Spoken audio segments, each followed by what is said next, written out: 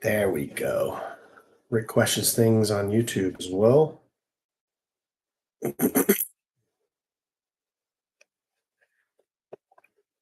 Good deal. All right. If you're not following my main account, Rick questions things, go follow it. Be back on my main account um, by January 9th. I get my access back to live. But until then, I've got to go live on my backup and my YouTube account as well. All right. Nicki Minaj is the only true Lord. I like that, Nick. Is that a response to something? I haven't seen any comments yet. I've been messing with YouTube. Let's see. I still don't see it. No, I don't see the comment. Maybe it was removed. I don't know. Hey, Charles, what made you leave Christianity? So what made me leave Christianity and give up belief ultimately was understanding the historical context of Christianity, especially the New Testament writings having to do with this incredibly, enormously important event called the destruction of Jerusalem. Okay, Nick, yeah. The destruction of Jerusalem in 70 AD, because that entire New Testament is about. That's why Christianity exists, because Jerusalem was destroyed by the Romans. There is no other reason it exists. That's the reason it exists. That's the origin of Christianity. And the New Testament was written in response to that event, trying to understand those events that happened to them. All right, Shay. What's up? Good to see you. My favorite TikToker. Nice. That's very kind and sweet. I like that. So that's ultimately why I left Christianity, because I realized it wasn't true. I realized that this event that everyone's waiting for to happen, the second coming of Jesus and all those kinds of things, and a judgment and heaven or hell, all of that stuff was totally misinterpreted throughout Christianity, Christian history, because originally in the New Testament, they're simply talking about the destruction of Jerusalem. They're trying to interpret those events through their theology, their faith, their experiences, and that's what they came up with is the New Testament and Christianity. The rapture, gotta love that concept, right? Everybody just flying up into the clouds. God's all-knowing, so he created man, then destroyed mankind with a flood. Okay, that makes sense. Right, Jake. Yeah. It doesn't make sense, does it? What are the prophecies being fulfilled before our eyes currently? They aren't. That is what everyone has always believed about their times. There are zero prophecies being. No, I know. I appreciate it, Charles. I really do. And I hope you don't take offense at anything I said, because I'm commenting back from what I understand. There are zero prophecies that are being fulfilled or that are going to be fulfilled, because all prophecies in the New Testament are simply prophetic hindsight. It's written about events that had already happened as though they haven't happened. So the earliest shred of evidence we have for any of the New Testament writings is dated no earlier than 150 to 250 AD, a century after the death of Jesus. But more than that, a few decades after the destruction of Jerusalem. And that's what it's all about, the destruction of Jerusalem. And so the prophecies that are in the New Testament, when they ask Jesus, when is the end? When is your coming? He clearly describes the destruction of Jerusalem. And it's not really Jesus describing it. It's words put into Jesus' mouth. Jesus more than likely didn't exist, but if he did, it was a man who maybe was some sort of prophetic figure that had a following, maybe a messianic figure that had a following, because it was a high messianic expectation period. There were a lot of people that rose up and claimed to be prophets and messiahs. So what was it like as a pastor for you? Well, I mean, it was my life. It was what I lived for. I lived to be a servant of Jesus when I was a Christian. I went to Westminster Theological Seminary, got a master's of arts in religion. I was a pastor for several years, learned Hebrew and Greek in seminary so that I could translate the Bible to know God more. That's why I learned those languages, how to read those languages, translate those languages. I stopped believing when I thought more about, if God created everything, then where did he come from? Yeah, because that's the it just goes back and back ad absurdum. I mean, it's just an absurd question, right? So where did we come from? Well, that's an absurd question. Well, we came from God. Okay. That's absurd because then you have to just ask, where did God come from? So it keeps backing up and backing up. And people say, well, God was the first mover. He doesn't have to have, he's eternal. Well, existence is eternal then in that case. That's called special pleading.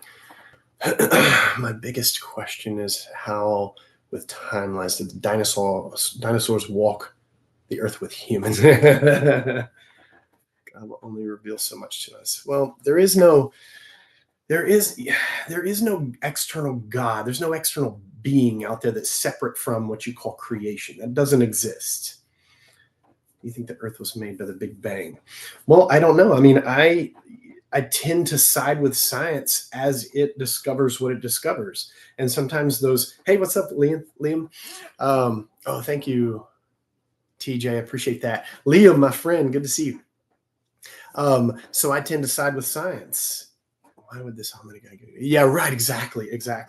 I tend to side with science. And as science learns more, sometimes the paradigm shifts. The entire mechanism changes, and so the story of science changes. But as of currently, as science is understanding what it understands about the cosmos, I do tend to side with science because I'm not the expert in those things. Now, was it a Big Bang? I don't know. It could have been, or it could have been that existence is eternal. I mean, I think in any way, whatever, if there's a Big Bang or not, existence is eternal. But I don't think the Big Bang just occurred out of nowhere. I think there was always existence, always. And the Big Bang is something within existence, obviously. It has to be. I don't need salvation. I know where you're coming from, and I appreciate you, and respect you, but I have nothing to be saved from. Absolutely nothing to be saved from. Yeah, more evidence for evolution than gravity. Stop believing soon after a priest told me to. Oh my! Wow. Yeah, I don't doubt it. Yeah, Bible to prove the Bible, right? Jesus is coming back. Do y'all not see the war in Israel? There have always been wars in Israel. There have always been wars in the Middle East. Jesus is not coming back because there was never an expected coming of Jesus. It was all written about the destruction of Jerusalem in the past. That's what the coming of Jesus is all about. It's written after the fact and interpreting those facts as the coming of Jesus in judgment.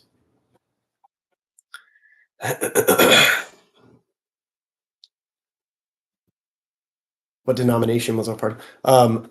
A few. Hold on, I'll answer that. I'm trying to keep up. I can't keep up with all the comments, but I'm going to hit as many as I can. Denomination. So I was raised Church of Christ, but I reformed in my theology and became Calvinistic. I started at a Church of Christ seminary in Austin, ended up going to Westminster Theological Seminary and finishing there with a Master's of Arts in Religion.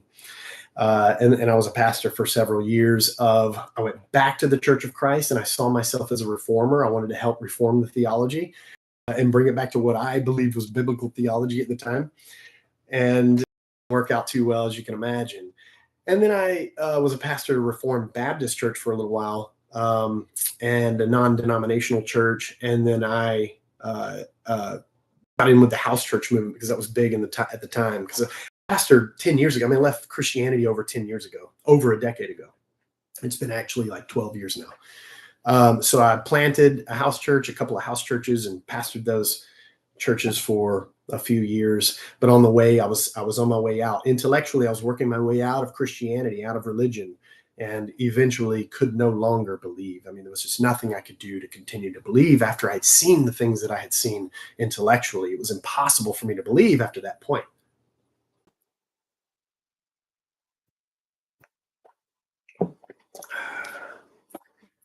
There's no purpose without Jesus, our King.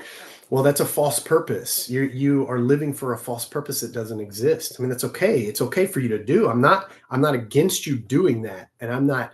It doesn't matter to me that you do that, but it isn't true. So you are living for a false purpose, and whether you care or not, that's up to you.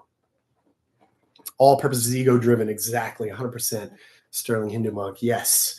All purpose is ego driven. There is no purpose apart from the ego. There is no purpose. Purpose implies separation, and separation is an illusion. Sterling, it's Maya, is the illusion of separation, the play, the drama, as though there are things that exist instead of existence itself, a Brahman. I, I would think that you would probably be familiar with that language. There is no purpose, because purpose, it implies the illusion of separation. It implies separation. Separation is an illusion. Who is there to have purpose? There is no one to have purpose. Ego is an illusion. It's a real illusion. It exists, and it's a tool that we can play into and use to relax and flow with life is key, because we are life. Exactly. What do you think happens when you die? So I've never, the way I answer that question, because people ask me all the time what I think happens when you die. The way I answer that question is I don't know. I've never died before, so I don't have that experience to talk about. And for anyone to tell you what happens after you die is purely imagination, because no one has ever actually died. They have near-death experiences, and it's just that, a near-death experience, not a death experience. And they have these DMT firings going off in their brains. They have all this stuff going off in their brains, and there's still something there functioning, something, but it isn't a real death experience. So I've never died before, and so for me to tell you what happens after death would be for me to tell you my imagination or a belief, and then you would be tempted to hang on to that belief and believe that belief and make something out of it. And I don't know what happens after death, because I've never died, but no one else does either. Hey, Austin, what's up, man? No one else knows either. Ramana Maharshi spoke on his death experience. Oh, I don't think, I can't say that I've seen that. I'm gonna have to check that out, because uh, I've read a lot of Ramana Maharshi and looked into Ramana Maharshi. Do you believe in good, just not religion? Well, I don't believe in anything. I don't believe in anything. So I don't believe in good. I don't believe in bad. Those things are just human concepts. Those ideas are human ideas. And once you transcend the human ego, there is no such thing as good and bad. Again, that all comes down to the ego as well. This mask that we wear, this persona that we believe we are. The good and bad are products of the ego and products of the illusion of separation as well. There is good separate from bad, when in reality, good and bad are one existence. It's positive and negative of the same magnet. There's one magnet, but there's good and bad. There's positive and negative, but it's one magnet. It's one existence. Let's just say there's no good and bad, just conscious and unconscious. Yeah, I like that a lot. The world would be a better place had Jesus never been written about. Yeah, I think you're probably right. Any of them, Muhammad, Jesus, any of them, it would be a better place for sure. Non-duality, love it. That's my jam. Have you ever had prayers answered? Well, I believed I did, and then I've had prayers, tons of prayers, not answered. So, and then I've had desires fulfilled apart from prayer after religion. So things happen and things don't happen. There are no such thing as answered prayers, if you mean by that some God out there answering the prayer, making things happen. There is existence in the flow of existence. There is this thusness, suchness. There is this, what it is, right? We keep looking out there and wanting more out there, but it's existence, and it's a flow, it's a process, an organic, inseparable process that all goes together and goes together perfectly. When we think it's imperfect, it's just because we are operating in this ego, the illusion of the ego. When we think anything's imperfect, it's because we don't like it, because we distinguish between good and bad, desired and undesirable. And those things are, again, human concepts that are going to vanish with the ego. Are you? Oh, so by the way, oops, I do this every single live. I'm gonna probably do this a couple of times tonight. So, by the way, make sure you follow my main account, Rick Questions Things. Is this it? There it is. This is Rick Questions Things 2. Is that the one I had? Yeah. This is Rick Questions Things 2. It's my backup. I still don't have live access on my main account until January 9th because a lot of people don't like what I say. Even you don't have to not like it. I mean, you can unlike it. You don't have to listen. You can scroll on and go somewhere else. It's not an obligation for you to listen. It's not an obligation for you to be scared of it or anything. Hey, Tasha, little what I had the other night without the coffee this time though.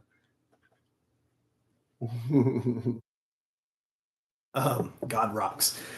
Are you saying like rocks are God? Like these are God rocks. These that I hold in my hand are God rocks. Is that what you're talking about? Never heard of those. So I'm trying to get rid of this on the screen. There we go. There we go.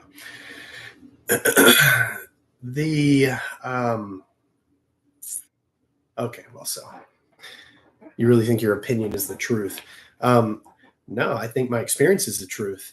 I know that my experience is the truth. Now, you probably think the opinion of people who wrote the Bible out of their ancient Middle Eastern, ancient Near Eastern theology and beliefs is true. I mean, come on. It's better to see DT everywhere than to try and figure it out. Right. Yeah, I agree with that Planet TikToker. Exactly.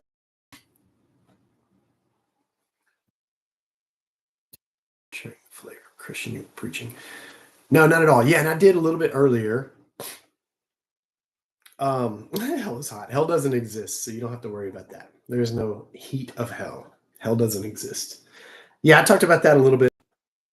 What flavor of Christianity is that? How it's put? Yeah.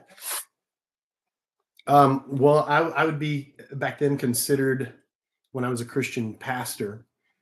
For most of my time, I was a Reformed theology kind of pastor, so more Calvinistic. So I preached the Reformed doctrines, all those kinds of things, Calvinism. But I also preached a radical hardcore. So, I don't know if you're familiar with guys like Paul Washer and Leonard Ravenhill. I kind of fell into that mix and really became this kind of radical message preacher, forsake all and follow Christ. I mean, that's how I preached. Very dynamic and convicting, but also grace. What do you believe now? Nothing. I don't believe anything. I know I'm missing a lot of comments, and I'm sorry. I'm trying to keep up, but it is difficult. So I catch every once in a while a comment, and I'll respond to it. I'm not ignoring any comments. I promise you. I know a lot of people call me out and say he's ignoring my comments, and I really don't ever ignore comments. When I see one, I respond to it if I want to. If I think it's one that I haven't touched on 1,000 times, but also. So this is my backup account, Rick Questions Things 2. So follow Rick Questions Things, not 1. Rick Questions Things 1 is not me. That's a copycat. But I have Rick Questions Things and then Rick Questions Things 2. And then go follow me on YouTube because I'm live on YouTube right now as well with 0 viewers. But if you follow me, it'll help promote it a little bit as well. So that way, if this one goes down, if this account goes down, I'll at least have YouTube to fall back on.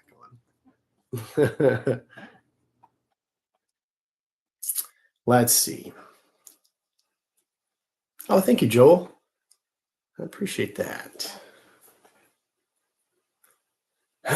0 viewers for a reason. That's because this is my first live on YouTube. I've been 0 active on YouTube. My main account, Rick Questions Things, has over 140,000 followers because people like to hear what I talk about. People are on their way out of religion. Religion is completely outdated.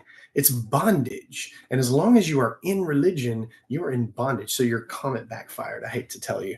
I actually have over 140,000 followers on my main account. And I've never done anything on YouTube. This is my very first live on YouTube, my very first action on YouTube. Is the host atheist? That's a good question. I don't label myself. So I don't claim atheism or theism or agnosticism or anything. I don't like to label myself because I transcend labels. I also see labels as a If I label myself, that is an act of separation. I am separating myself from anyone else who labels himself differently. And not only that, but I'm putting myself in that box labeled with that label. So if I say I'm an atheist, now I have to be careful because I'm going to be careful how I speak. And it needs to be, I need to make sure I'm sounding like an atheist and make sure that I'm staying on the atheist path. Or if I'm a theist, I have to be careful. I got to talk about God or whatever. Then I have to stay on that theist path and be careful how I speak and the words that I use. And I don't like to be careful that way.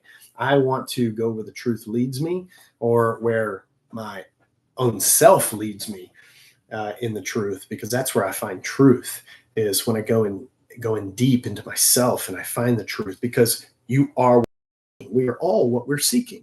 You're seeking some God out there. You're seeking some message from the divine, and the message is within you. You are what you are seeking. You are what you're seeking. You are existence. You are, if you want to use the word God, then you are God. But it doesn't make you alone God. Everything and everyone would be God because existence is God. You are the ocean of being waving as all these different things and events and people and animals, but it's one ocean of being. And that's what you are. And that's what I am.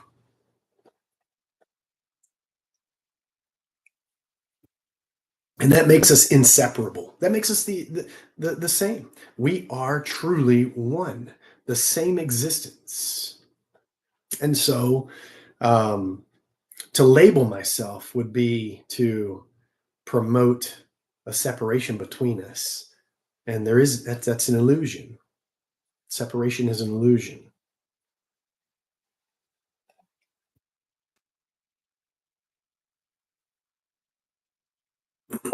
So be sure you guys follow my main account, Rick Questions Things. And also you can go to rickquestionsthings.com. You can find shirts like this.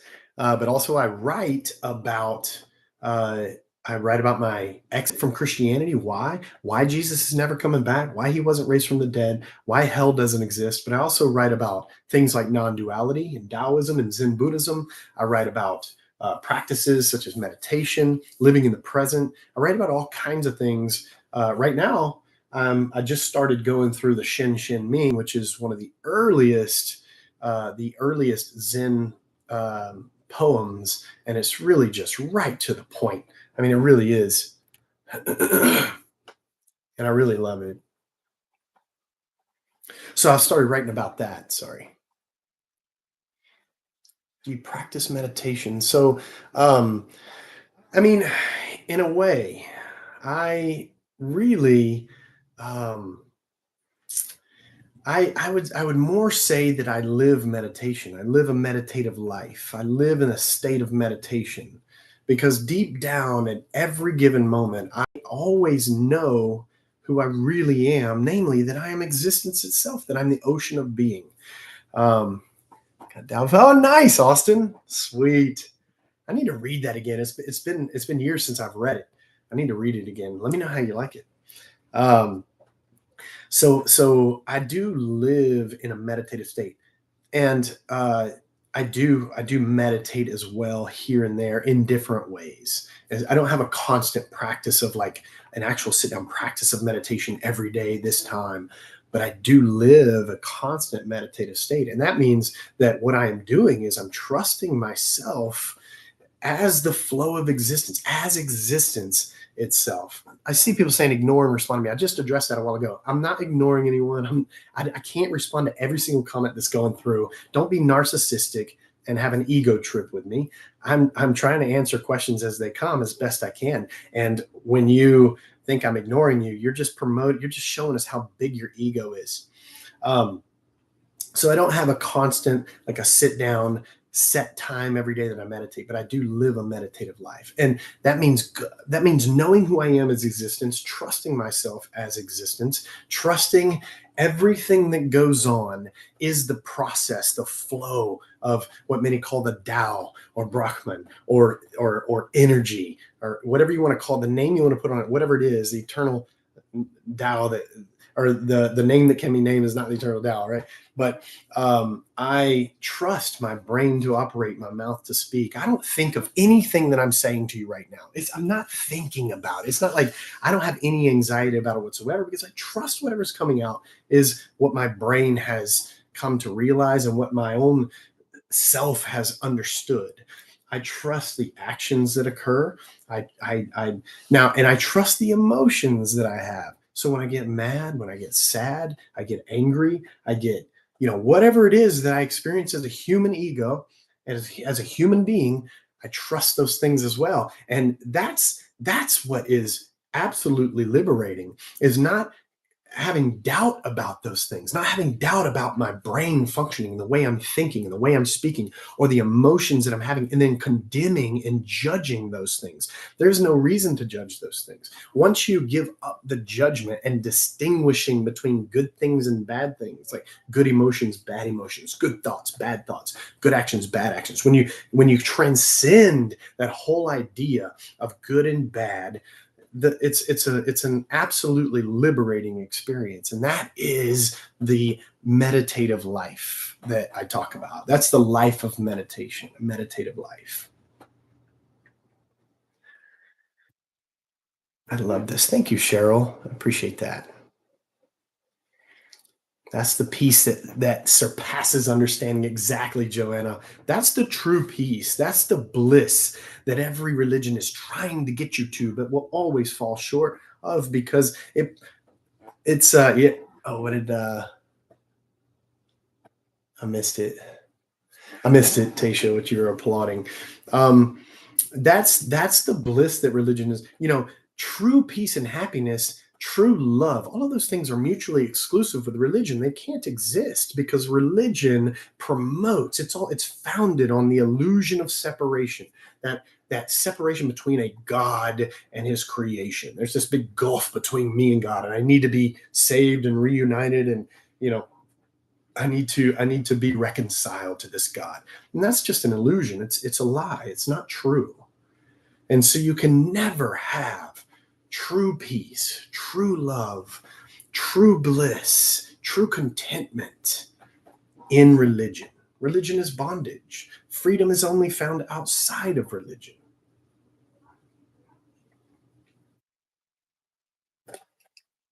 There are a lot of parrots on this backup account tonight.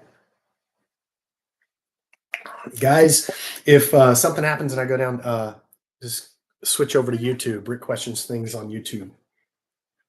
I wonder.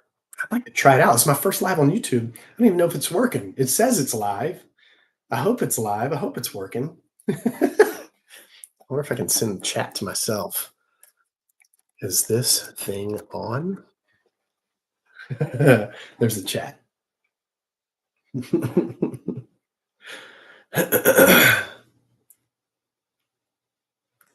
Can you tell me how he delivered me from all my infirmities? It's your own self. It's your own self. Spicy, man, it is, right? Austin, dang. Look at this reprobate for sure. Wow, they get so offended. You can move on, guys. You don't have to listen to me. Why do you feel the need? You know why? Because you're scared of people like me. You're so scared of people who work their way out intellectually of your religion and find out there is no truth to it, that it's absolutely false. Jesus is not coming back. There is no hell. There is no judgment to fear, nothing. And you're so scared of that. You're so terrified of that. Anyway, we can move on. And you can move on. You can definitely move on. Yeah, bye, Felicia. Guys, you don't have to listen to me. And I don't want anyone to believe me. I don't ever want anyone to believe me. Good, thank you. I don't want anyone to believe me. I want you to go on your own path.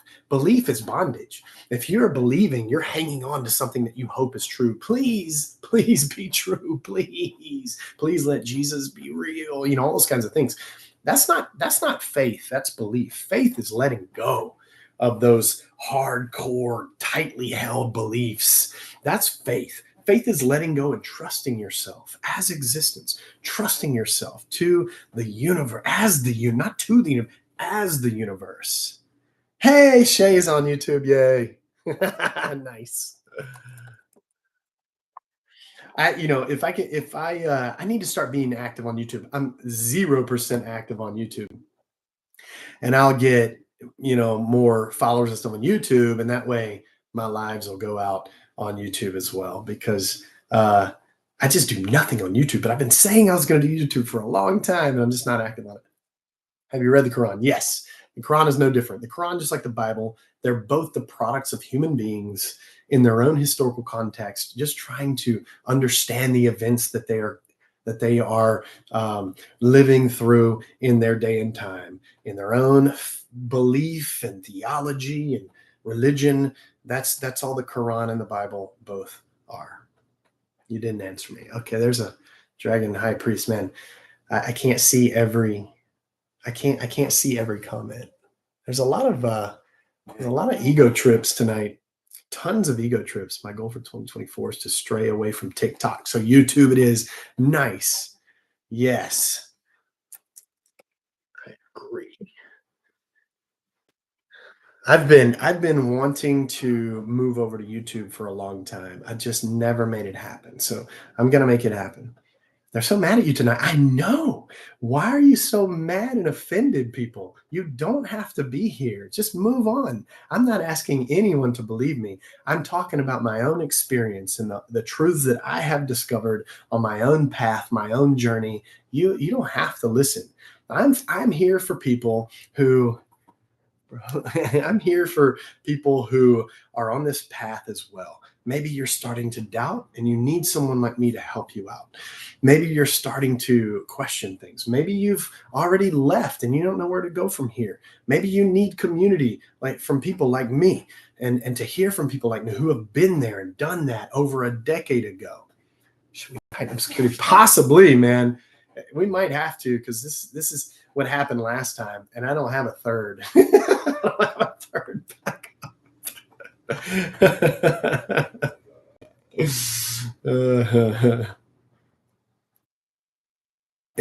Yeah, I may, we might have to. I need to watch it, see if I get any comments on YouTube. I think I responded late to that one. Let's see. What was your turning point that changed your mind? Well, it was, it comes down to understanding the historical context of the New Testament. That was the big thing that you're being respectful. Thank you. I appreciate that. I don't know why people aren't giving it back. Thank you, Charles, man. I appreciate that. And that is good. That's a good comment. I don't agree with you, but you're being respectful. And I feel like I'm always respectful. I'm not trying to be disrespectful. And people report me all the time and get my access removed. And then it comes back to me, and I'm really not being disrespectful. Reading the entire Bible. Right, native. Yes, that'll do it. I found the peace religion promised me after I left religion. Someone said this to me once and it stuck with me. That's it. That's exactly right. The peace that religion promises you, the love, the love, joy, peace, patience, kindness, goodness, faithfulness, gentleness, self-control, the fruits of the spirit. Those things you cannot find in religion. You find them out of religion, outside of religion. You find them post religion. Hey, Tiggy, what's up? Yeah, after reading good to see you. After reading the entire Bible, I stopped being a Christian. I like that comment because, for me, it was understanding the historical context of the New Testament and then reading the Bible in light of that historical context, a full grasp of the historical context. And then I was like, I can't do this anymore. I can't believe anymore. There's nothing I can do about it. Intellectually, I know too much about this religion. I can't believe it. It isn't true. It simply isn't true. And so I was never to believe again. I couldn't possibly believe it again because I know too much about it. It isn't true. When you understand the historical context, especially the destruction of Jerusalem in 70 AD, how big of a part that played in the creation of Christianity. I mean, that is the origin of Christianity, is the destruction of Jerusalem. Is God real? Is God real? If you mean by that an external separate entity out there as a God, no. Taylor, thanks for the subscription on following me on YouTube. Yes, got one. um, I need to boost up my YouTube. If you mean some external separate entity like a God who created this and that and is reading your thoughts and watching your every move and is going to judge you, then no. Thanks, Taylor. But if you mean, and I think you said, is God real? No, that kind of God is not real. If you just mean yourself, find you on YouTube. Rick questions things altogether, I think. Yeah, Rick questions things. That's what it is. Rick questions things. It's just Rick questions things. And it's got my logo. If you mean yourself as existence, if you mean existence itself, then if you want to call that God, you can. It just isn't the God that people typically. Oh, you did that? That's weird. I'll have to send it to you. I'll have to send it to you. I wonder why I'm not coming up. Strange. What do you do for work? Now, I used to be a pastor long ago. Now I'm a teacher. I teach computer science. So I teach coding. I teach entrepreneurship, Python language, coding language. I love you for this. Thank you, Nico. I love you too. Couldn't find it either. I had to click the link. Oh, go to my site and click the link. Good thinking. Is it on? Yeah, it's on my website. If you go to rickquestionsthings.com, I need to link it in my bio too. Go to rickquestionsthings.com. You can click YouTube there. Click the link at the bottom of the website. Yes. Yeah, go to rickquestionsthings.com. And you can find the YouTube link. I don't know if I'm an atheist or if I believe in Sikhism, to be honest. Well, for me, the way I would respond to that is that I don't believe anything. I don't believe anything, and I hold myself to no religion and no faith. But what I am, I would say that I am. There you are, Austin. Nice. Found you. Oh, hey, there you are, Tasha. Good. Awesome. Can you guys hear me okay on YouTube? Let me know if you can hear me well. What I am probably people could tell me that I or would say that I'm a philosophical eclectic. Okay, good. I'm a philosophical eclectic. I've been through so many different philosophies and views. And all right, thanks, Josh, for subscribing on YouTube. I appreciate that. So you just have, let me see, you just have to add the at before. Josh, thank you, my friend. Thank you. Thank you. So if you want to find me on YouTube, you got to add the at symbol before Rick questions things. So at Rick questions things. Man, so good. So good.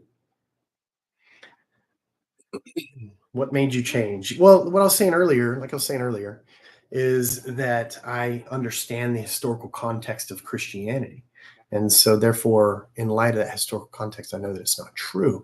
The second coming of Jesus is all about the destruction of Jerusalem, hell, the judgment, and the whole New Testament is prophetic hindsight, looking back at the events of the destruction of Jerusalem in 70 AD by the Romans. And that's the origin of Christianity.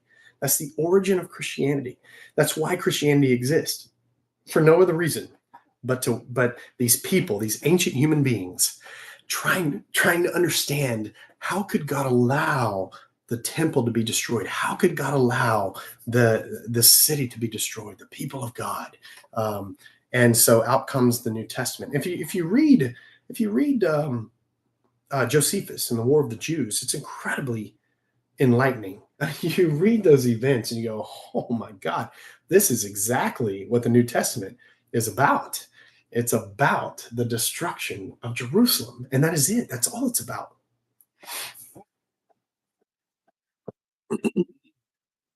Oh, the count between God and Satan. That's a good one.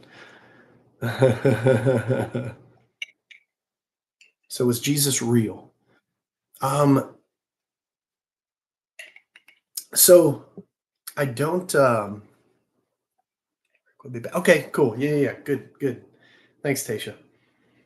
I'm glad you guys found me on here though, because I'm going to start being more active on YouTube. I'm hoping to start making videos too, explaining some things on YouTube, just my own understanding. So, yeah, Jesus being real doesn't matter. It really doesn't. Well, the Jesus of the New Testament isn't real. He was never real.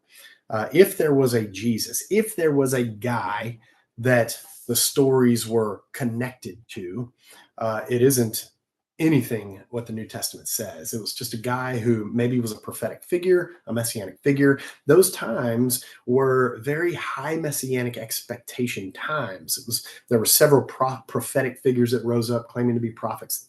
There were several messiahs that rose up claiming to be the Messiah. But the stories about this Jesus guy in the New Testament are 100% not true because they were written so long after his death. They were written after the destruction of Jerusalem. And it's just the believers outside of Jerusalem's attempt to continue their religion apart from Jerusalem, apart from the temple. So they're asking the question, how can we continue to, I got to be careful tonight because these are the people that, they're not good people. They're not good people. They lie to TikTok about people and get them axed after they lie. Rick, I adore you right now. Thank you. I know that sometimes I start talking and then I get distracted, but I'm just going with the flow. So though you were not from us, you were not of us. No, because there is no of us. You aren't of them either, because they're talking about the believers in the first century. They're talking about the believers in the first century. You're not a believer in the first century. The Bible has nothing to do with you today. Absolutely nothing. It was written for those people after the destruction of Jerusalem to continue their very physical religion in a very spiritual way. That's why the New Testament exists. That's why Christianity exists.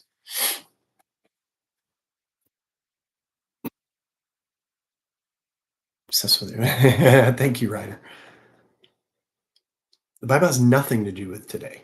It doesn't have anything to do with today. Any prophecy that is in the New Testament is prophetic hindsight. It's all written in apocalyptic language about the destruction of Jerusalem in 70 AD by the Romans. That's all it is. That's all it is. There is no unforgivable sin. Oh, Jaden, I thank you for saying you're not hating or judging. I appreciate that very much because I get hated on and judged constantly on here. And I tell those people, just move on, man. Just move on. You don't have to. I am fine with 10 people here or 380 people here. It doesn't matter to me. So if you don't like what I'm having to say, move on. If you're scared of me, move on. If you're scared, it took me a few scrolls to find you on YouTube. Okay.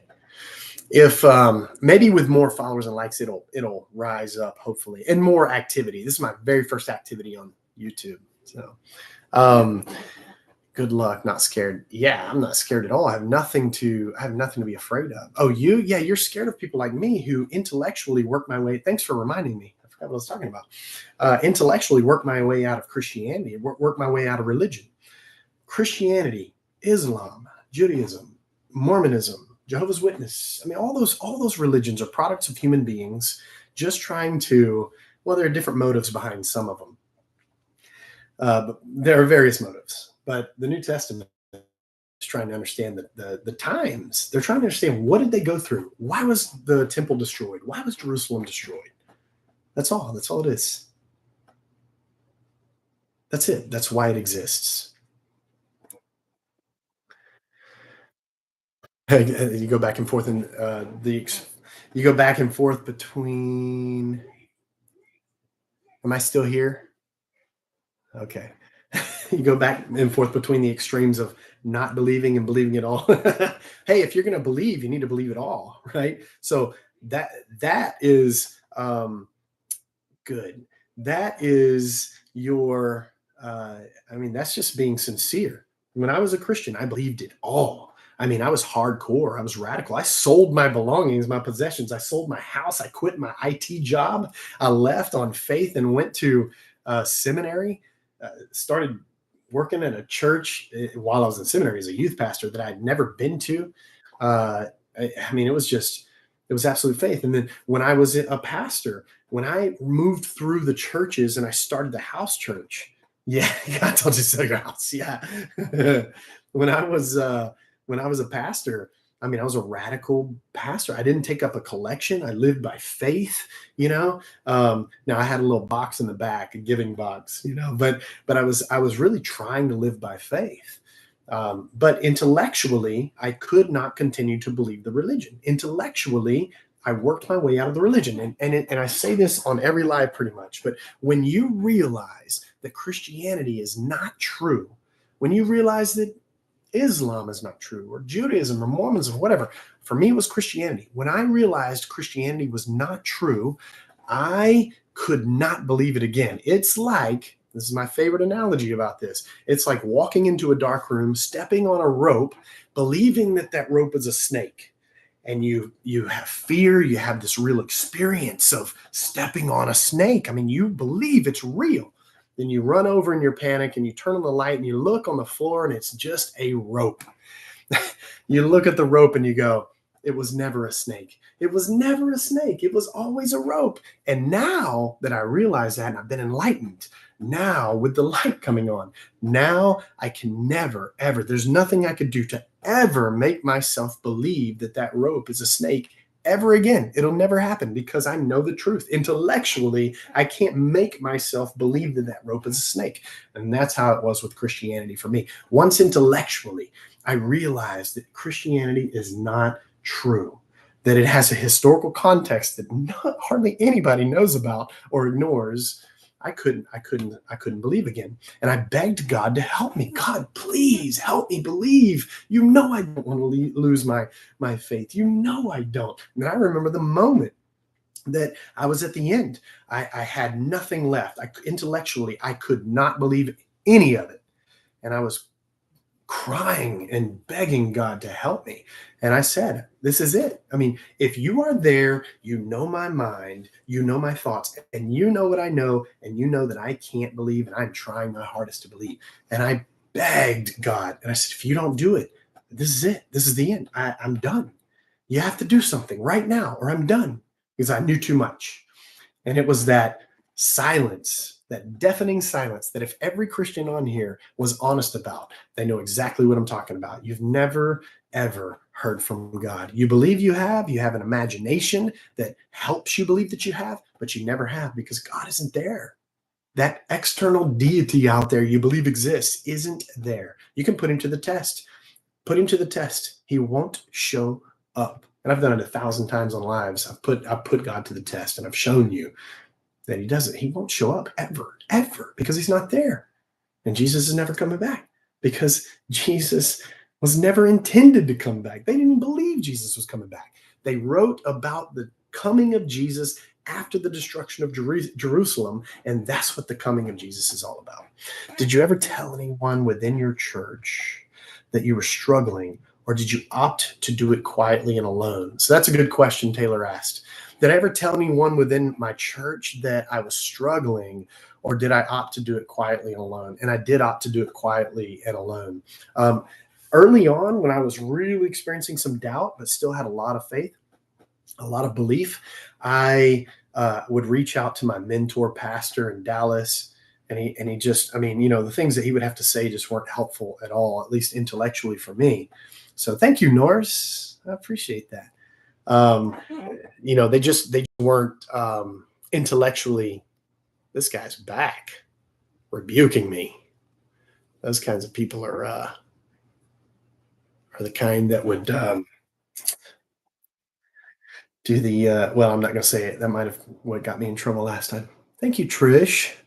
So I did opt to do it silently, quietly. And when I had no faith left, I chose to get out of ministry. I didn't even tell anybody that I no longer believed when I got out of ministry. They didn't find out later until, you know, later on that I'd lost my faith. So, geez. Hey, moderators, if someone rebukes, go ahead and block them for me, please. That's just getting ridiculous. If somebody rebukes and also in all caps and all that stuff, let's go ahead and Those people get out of here. This guy has like so many accounts. He just keeps coming back. Got one out of him.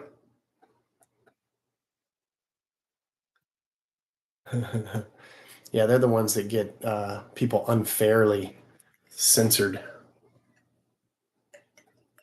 It's because they're scared. So scared of people like me. Just be real, man. Just have a conversation.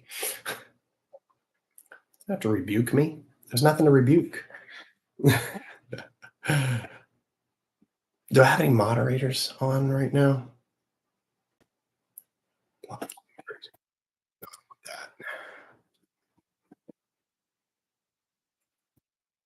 Army out there trying to censor people like me.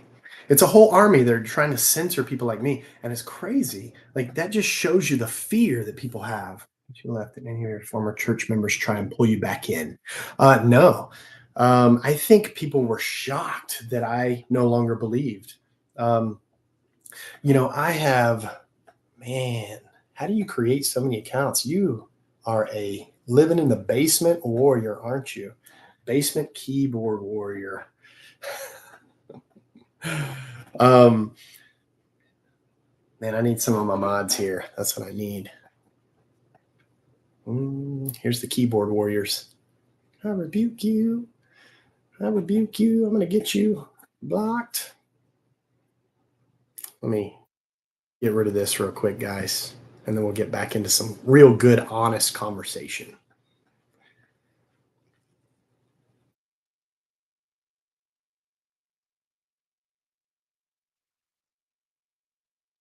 Jesus is Lord. No, he's not. Jesus is a dead guy. All right. Good job. Gone. How'd you get fired? No, I did get fired from one church, though. It was a Church of Christ. You support of course I do, AJ. Okay, maybe the keyboard warriors are gone. The annoying keyboard warriors. Let's see. What do you believe in now? I don't believe in anything. I don't believe in demons, no, as well. But Taylor, you asked, once I left, did any of my former church members try and pull me back in? And I think they were so shocked. It's so hard for people to understand someone like me who has gone through seminary and got a master's of arts in religion and learned Hebrew and Greek and preached and pastored, and I did weddings and funerals, and I was just this. People did look up to me, and they thought a lot of me. There he is. This guy. How is there someone out there in the real world that creates 1,000 accounts to go in and rebuke somebody? And Jesus, that is weird, man.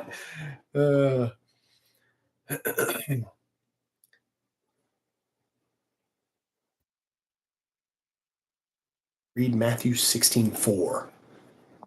Because of Jesus himself. That's honestly sad. It is sad, man. Like this guy's life is to create 1,000 accounts to cult. That screams cult. Yeah. And somebody spamming to read Matthew 16:4.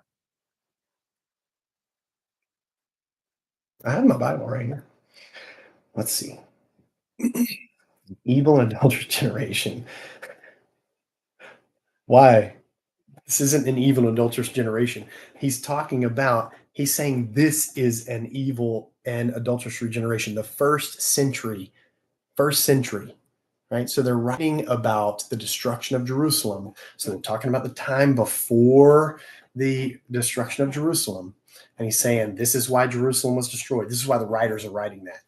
The reason the temple was destroyed, Bustin, you're back. Listen, I need moderators. Anybody who keeps rebuking me or typing in all caps, They need to be gone. Yeah, Taylor, rebuke yourself. Right. I've blocked rebuke you in the name of Jesus Christ. He has 1,000 accounts and I keep blocking him and he keeps coming back with another account. So anyone who rebukes me, block them immediately. Anyone who, thank you, Norse. I appreciate that. Anyone who types in all caps, block them immediately, because they're being absolutely cringe, very cultic. Hey, Matthew, I went to Church of Christ. Parents are still deep in it. So awful. Yes, it is, isn't it? I grew up in the Church of Christ. I grew up in the Church of Christ. I started in a Church of Christ seminary, even though I was theologically reformed. I was trying to stay in the Church of Christ as long as I could. So I went to a Church of Christ seminary, and then I just couldn't do it anymore because I also got a full ride to Westminster Theological Seminary, which was a Reformed Calvinistic seminary, Presbyterian seminary that I was more interested in. And I agreed I was more along the lines of theologically. So I left that Church of Christ seminary, went to Westminster Theological Seminary, and the Church of Christ kicked me out when I did that. That's when I got fired from that church. They kicked me because they gave me a choice. They said, you can either go to the Church of Christ Seminary or you can go to the Presbyterian. I said, well, I'm going to the Presbyterian Seminary. And the rest was history with that place. But it is awful. It's very legalistic. Thank you, soon to be nurse. Appreciate that. I'm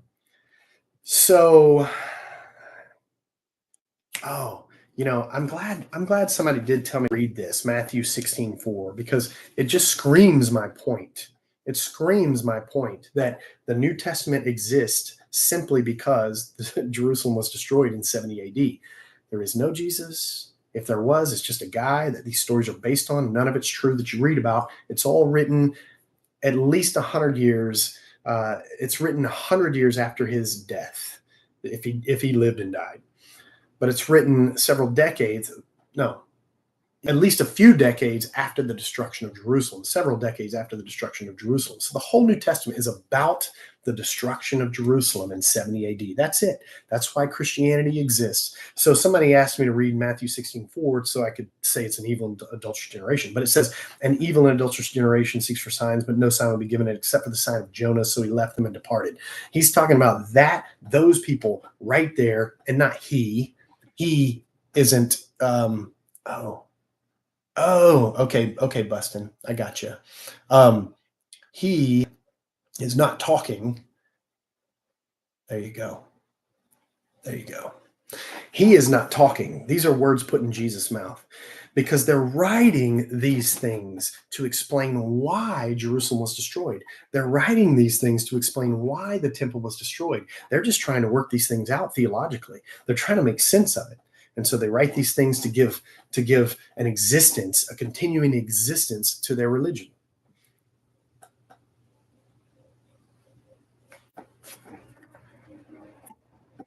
I'm not going to respond to those parrot comments.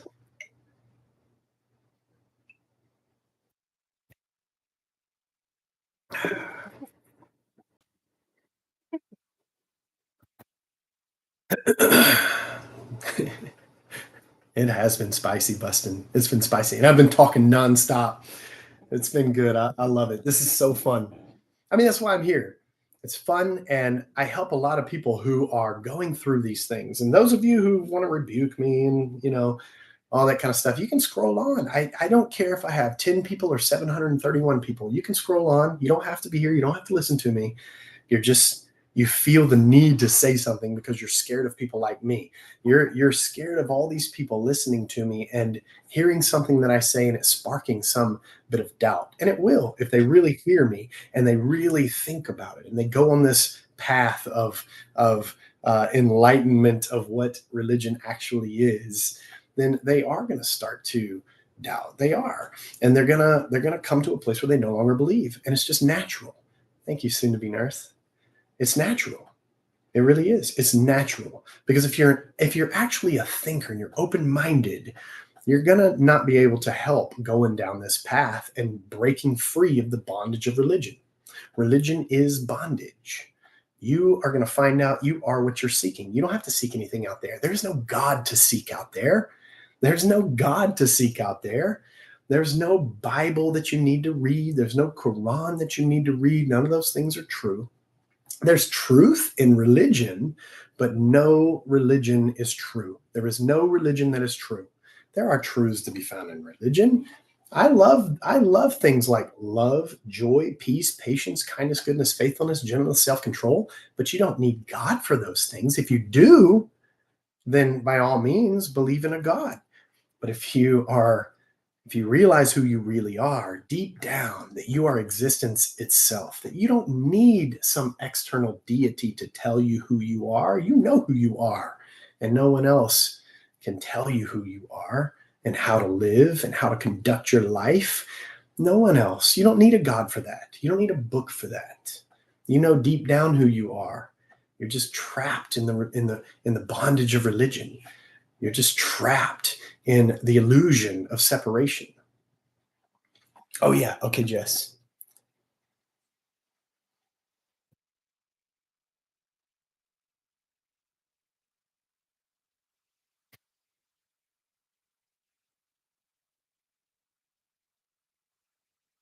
Oh, let's see. So sad to see people deny their creator. There is no creator. There is no creator. There's no need of a creator. There is existence. There is existence right here, right now, this moment. That is what is. There is existence. And you're not separate from existence. There's not you and existence, or a God and existence, or a God and creation. There is existence right here, right now. And you are this moment. You don't need a creator for that.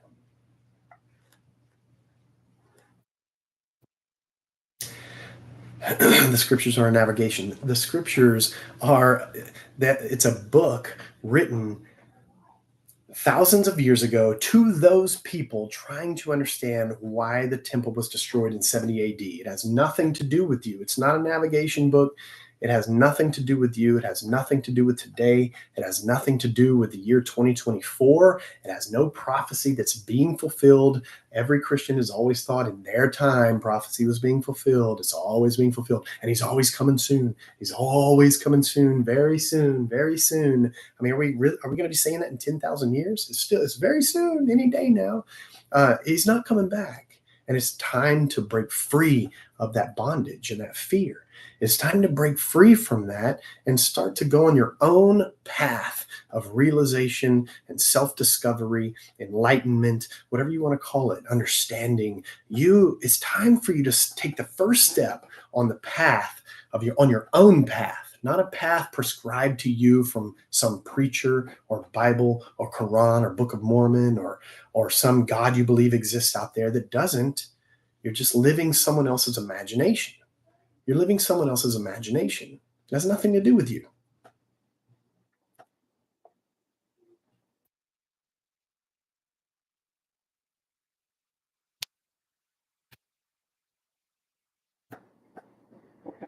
Thank you for the finger hearts. That's the first time I've ever read that. A finger heart. That's awesome. I like that. Uh-oh. Some comments were filtered. Not nice. There's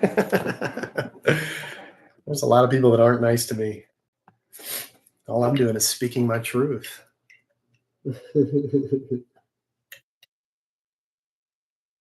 Jesus was supposed to come back immediately. Well, I know. And that's why it's written that way, because in their mind, he did. So the New Testament is written after the destruction of Jerusalem in 70 AD. So they have him coming back immediately because they have him talking about those times. Thank you, David. Yes.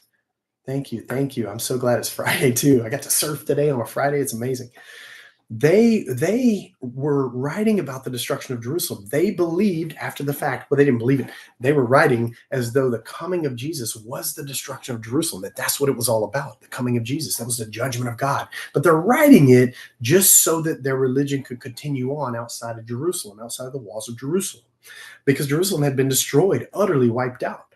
The temple had been destroyed. Gehenna, which is hell, was right outside the temple, right outside the city walls. It had these people thrown in them in it.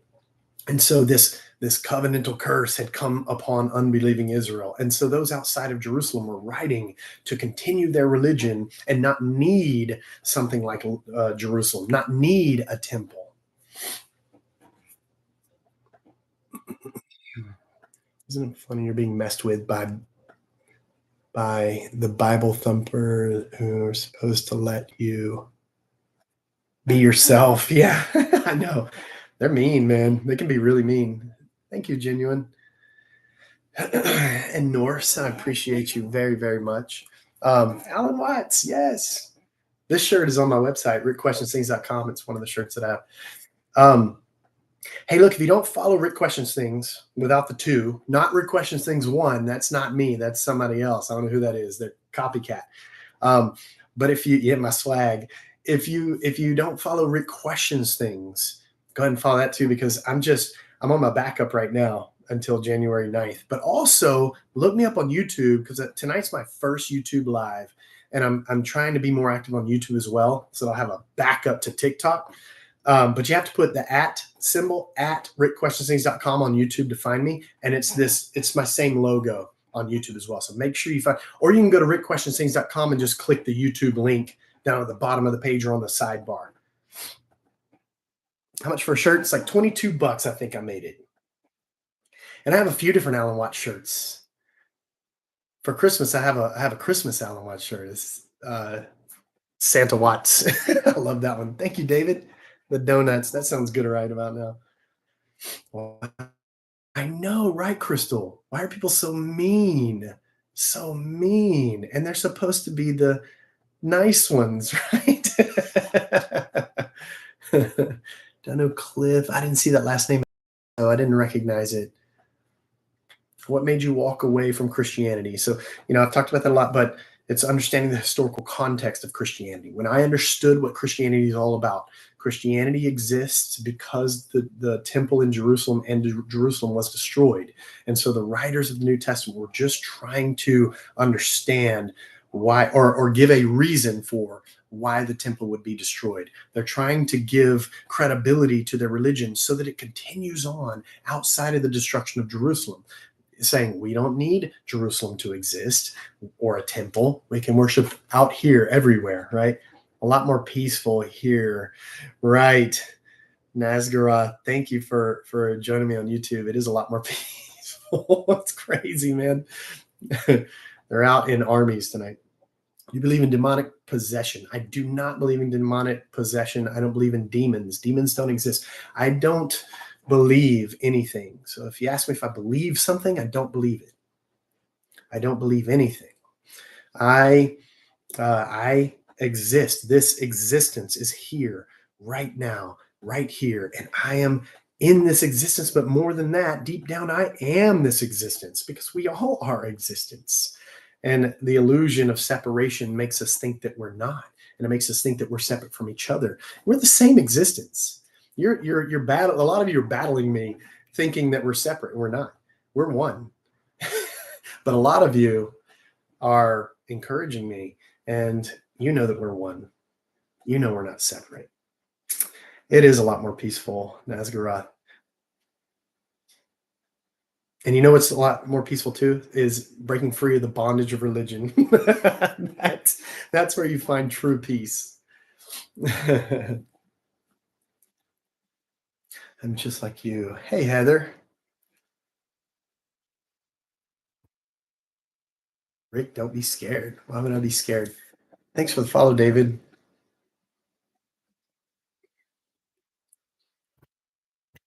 I think,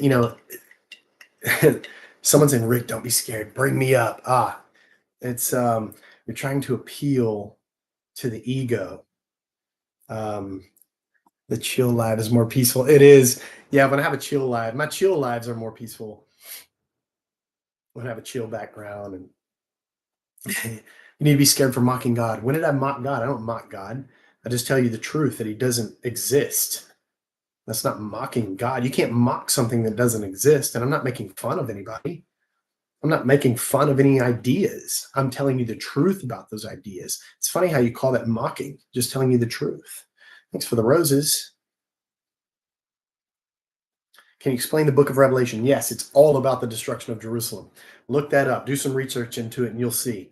It's all about the destruction of Jerusalem. It's all about the Roman Empire destroying Jerusalem, destroying the temple. That's what it's all about.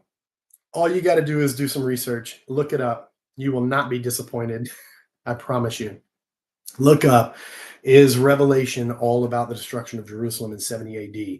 And make sure you find some pro positions on that so that you're getting both sides, read for and against. I think you'll be mind blown.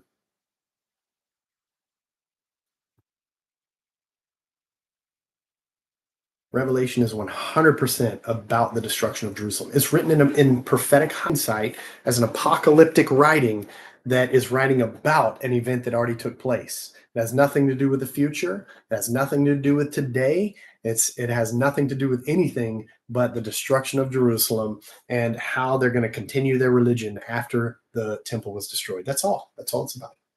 Nothing divine. Yeah, I, John, also your brother in truth.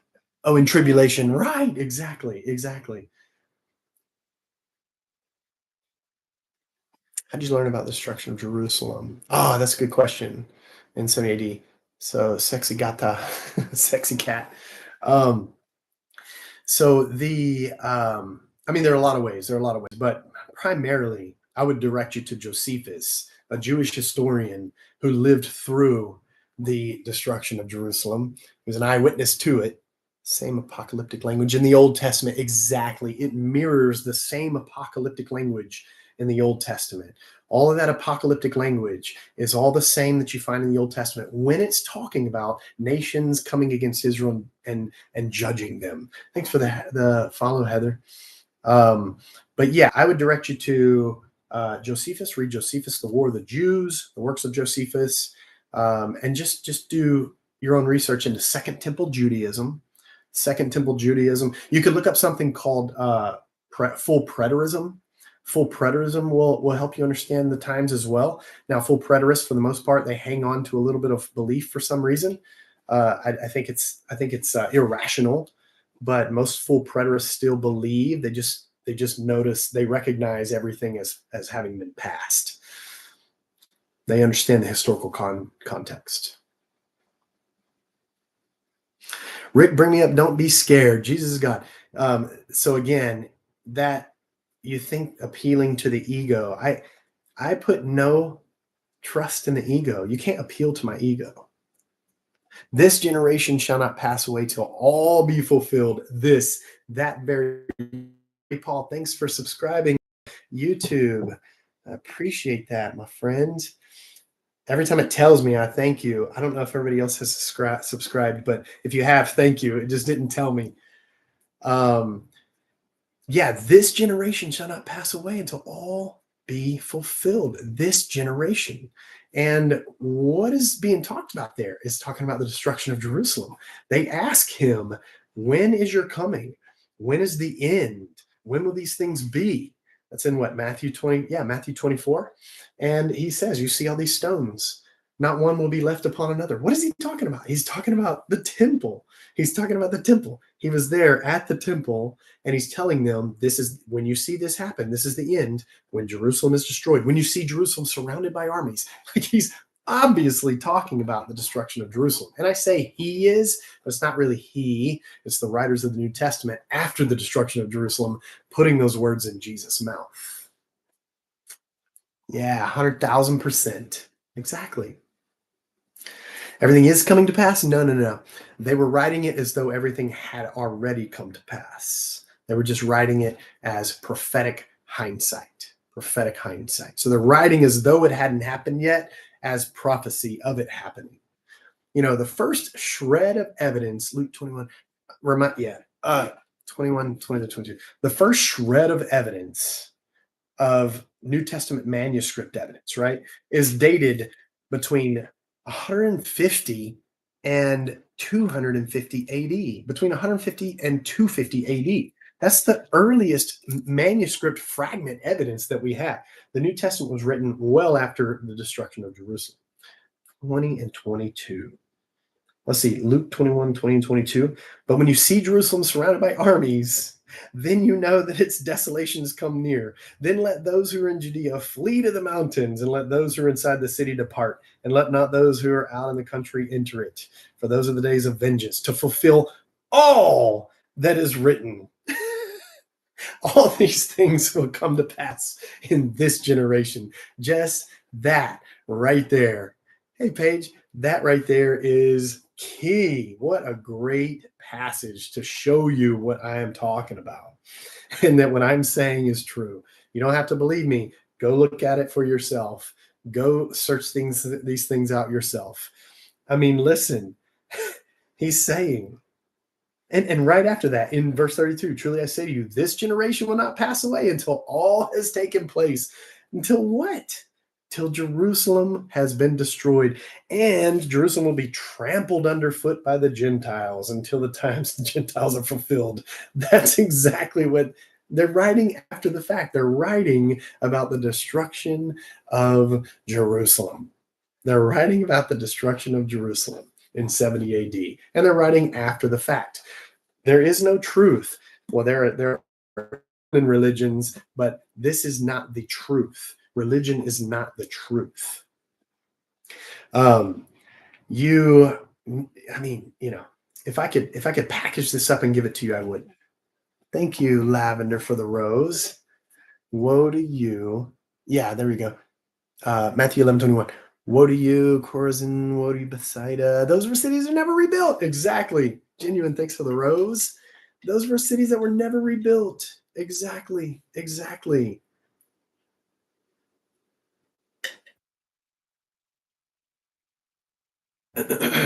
Jesus doesn't love me because Jesus isn't alive to love me. There's no way that Jesus could love me. Thanks for the rose. I mean, if there was a Jesus that lived, it's not the Jesus you believe in of the New Testament. That's total fiction. But if if there was a Jesus guy who lived that some of these stories are based on, he can't love me because he isn't alive. But I love you and I love me because we are existence, one and the same existence. We're not separate beings.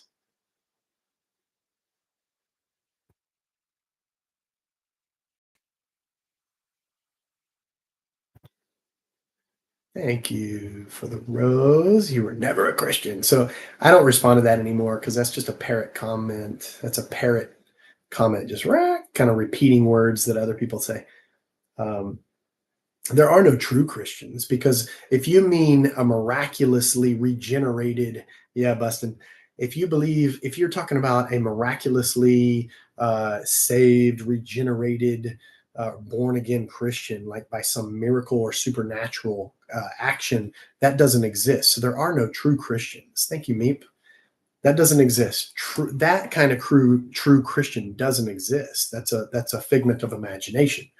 That's just a that's just a belief from this first century explanation called the New Testament, an explanation of the destruction of Jerusalem in 70 AD. So there are no such things as true Christians. But you are true existence.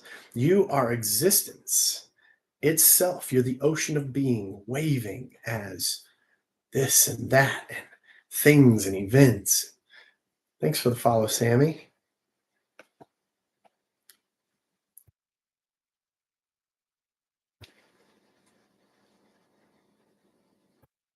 Why are we that?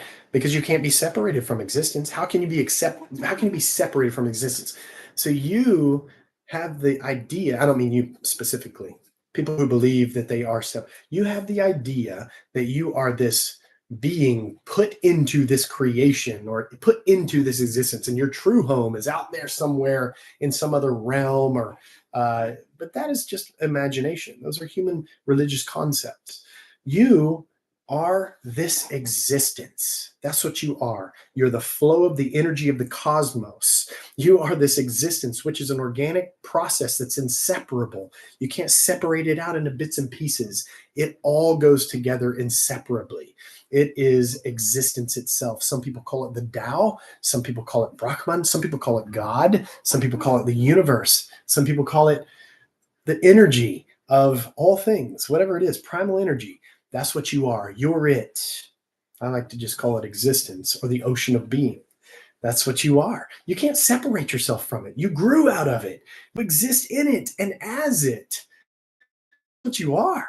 But you think of yourself as being created by some external God out there, entity, that you were put into this creation as poor little old me. I'm just a stranger in this place. You're just caught up in the illusion of separation. Once you realize who you really are, yeah, one consciousness. Yeah, one consciousness. The cosmic consciousness. There are different ways to put it too. And I like that. The cosmic consciousness, you are that. You are existence. That's what you are. And you can't separate yourself from it. And I am that, you are that, and everyone is that, and everything is that. This glass is that. Existence.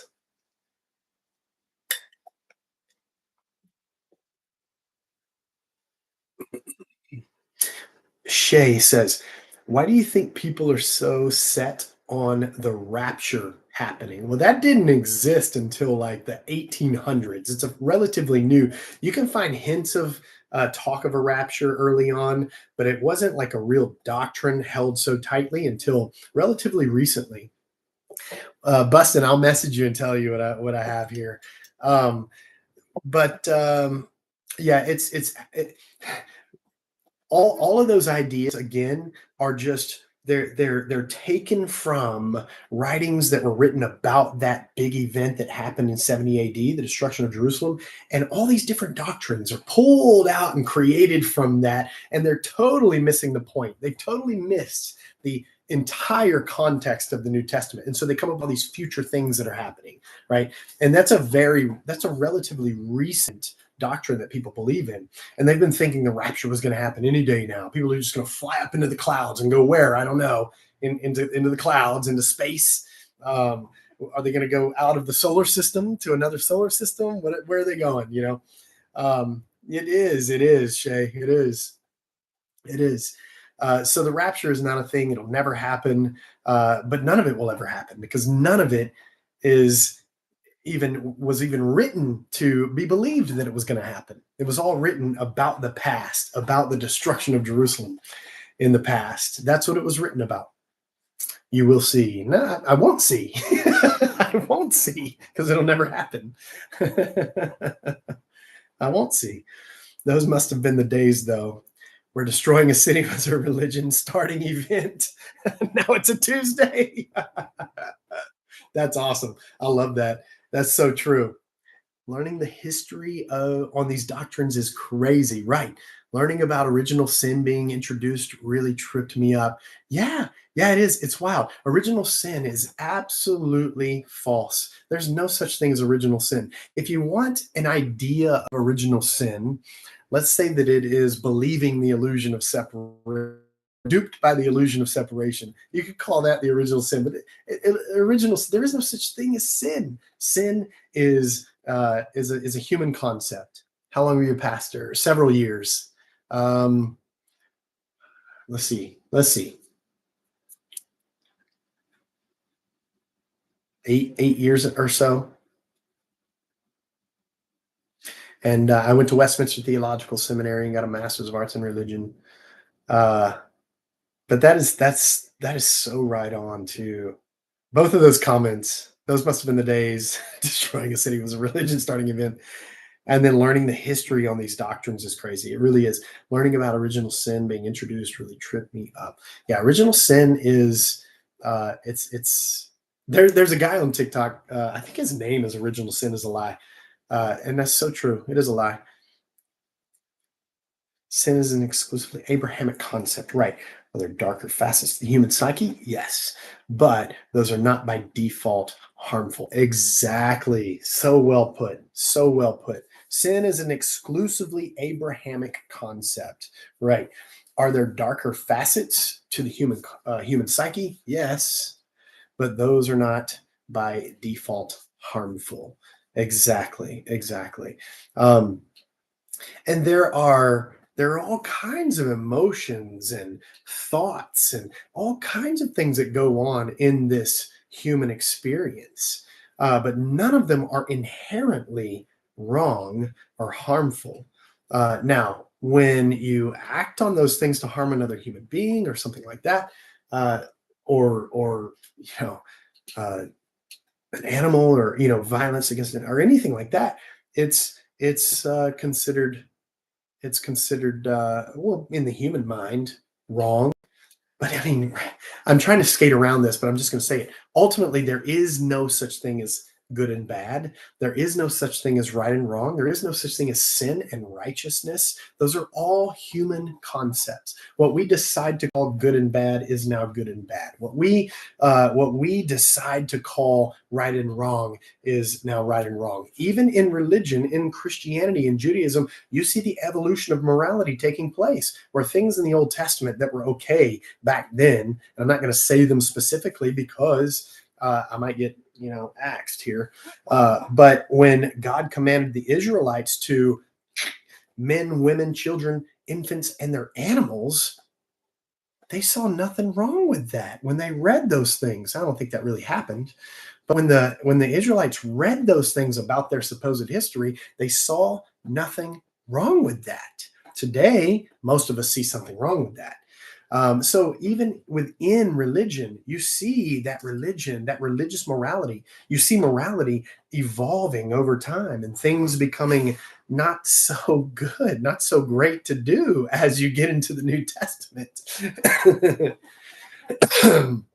So, uh, but morality is relative, period, because not only in religion, but you see across the board in different cultures and different times and different ideas and philosophies, you see different ideas of morality and right and wrong, because it is a human concept. It's a human concept. It only belongs to human beings in their ego mindset, and this separation that is illusion.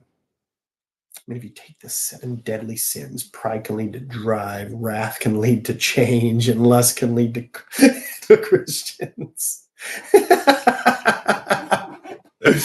Yeah, definitely, definitely. Yeah, you can. Yes, what we call bad isn't necessarily bad. It's a magnet with poles, right? Like you said, pride. If you swing that to the other pole, could be drive. Wrath, if you swing that to the other pole of the same magnet, it's just sliding on the scale. It could be change. It's just sliding on this scale that is one thing, one existence.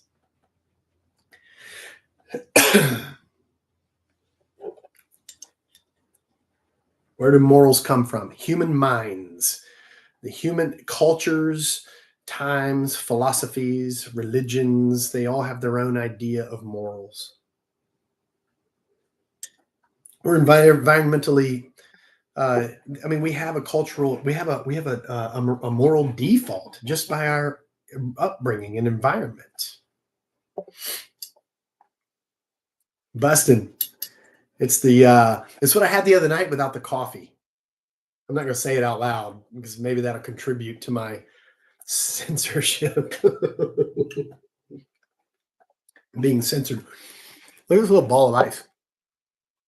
It's like a tiny little ball of ice that's left because I have those whiskey balls of ice that I put in that drink. And by the end, it's like a little marble.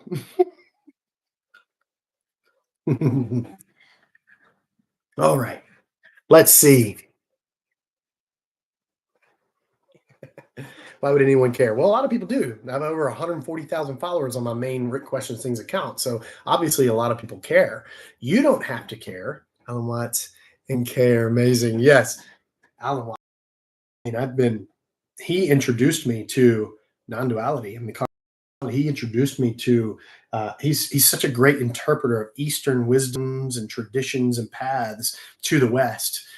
Things like Taoism and Zen Buddhism and Advaita Vedanta, and a lot of those non-duality paths and ways of life and understandings. He has done the most out of anyone to help me understand and bring me to a place of understanding and realization.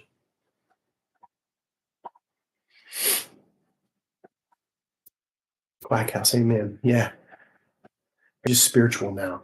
No, I wouldn't label myself anything, not even spiritual. I just don't label myself at all. If someone asks, "What are you?" I'll say, "I am. I am." And that's blasphemy. Morality, what is good for the tribe? Yes, cooperation good, theft bad, tribe cooperate, tribe strong. Exactly. Yes, 100%. Nazgaroth. That's 100%. That is morality, human morality. That's exactly what it is. What is good for the tribe? That's right. And you have, those who step out of that and do things that isn't good for the tribe, and you get the consequences that the culture, the tribe has stipulated, has defined. So you have consequences to breaking out of that moral consensus. You don't have to, Cindy. You don't have to believe anything I say. It doesn't bother me. I'm not mocking religion at all. I'm just telling truth. I am just consciousness. Yeah, I like that, and I like to just say I am. I don't label myself at all. That's what I was saying earlier. I don't label myself. I wouldn't even say I'm spiritual. I wouldn't say I'm theist, atheist, agnostic. I don't want to put a label on myself at all because of the separation that's involved with labeling. Austin status here. Slime. Oh, okay. You're in and out. Okay, that's okay. I understand. I was just getting bombarded by those, man, the warriors out there, keyboard warriors earlier. Let's see. Yeah, do get fired. No, I did get fired from one church, but no, I stepped down out of ministry. You can spam that all you want, Tanner, but you have no idea what you're talking about. So, uh, I stepped out of ministry because intellectually I couldn't believe Christianity anymore. Intellectually, I knew that it wasn't true. I know that it's not true 100%. It's not true at all. Jesus can't love me. Jesus is never coming back. He isn't who you read about in the no, not on here, not on YouTube, on TikTok. What I was talking about earlier, I need my mods. And it was because that guy kept spamming. A couple of them kept spamming and rebuking.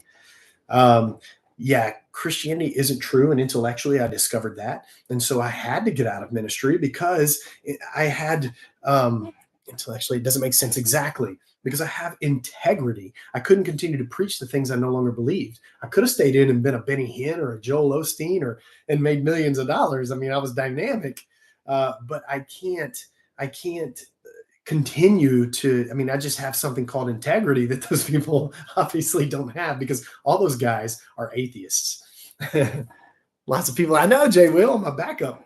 Um, busted like 30 people. Good, thank you. Busting is busting them. Thank you. I need it tonight. I need it tonight. It's crazy. It's been wild. I could have stayed in like Benny Hinn and Joel Osteen and Kenneth Copeland and all those guys who are really atheists. They're atheists. They just are raking in millions of dollars. And I could have done that, but I have integrity. So because I intellectually understood that Christianity is not true, that it isn't true, I could not stay in ministry. I had to get out of ministry. I couldn't do it. So I got out. As scary as it was a hard journey, a painful journey, an absolutely painful journey. But it was one that was in the end worth it, 100% worth it. I think that's been over a decade ago. I left ministry and Christianity uh, over a decade ago. It is. Yes, it's 100% worth it. It sure is. So hard as well. Yes, it's so hard. It really is because it was my life. Christianity, Jesus was my life. It was everything to me. It was everything I believed in. It was everything that mattered to me. I mean, it was my life. And it was also my livelihood. It was my family. It was my friends, my community, everything. It was absolutely painful to leave, but I had to because I knew it wasn't true. I know it's not true. Kenneth Copeland almost makes me believe in the devil, right? But if the devil was real, he'd pick a better disguise. How in the hell are people? How do they even look at Kenneth Copeland or Benny Hinn and Joel Osteen and like? How do they even look at them and think, "Oh, these guys are real, man. These are sincere guys." It's a terrible disguise if the devil's real. Yeah, same dude. I was here too. Had to leave the church. Right.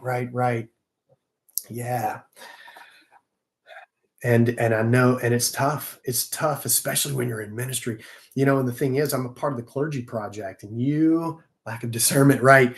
Yeah, they don't know their intuition at all. They have no intuition, zero intuition. I'm a part of the clergy project, and you wouldn't believe the number of preachers and pastors and ministers who are still in ministry preaching in churches and have for years that are atheists or no longer believe.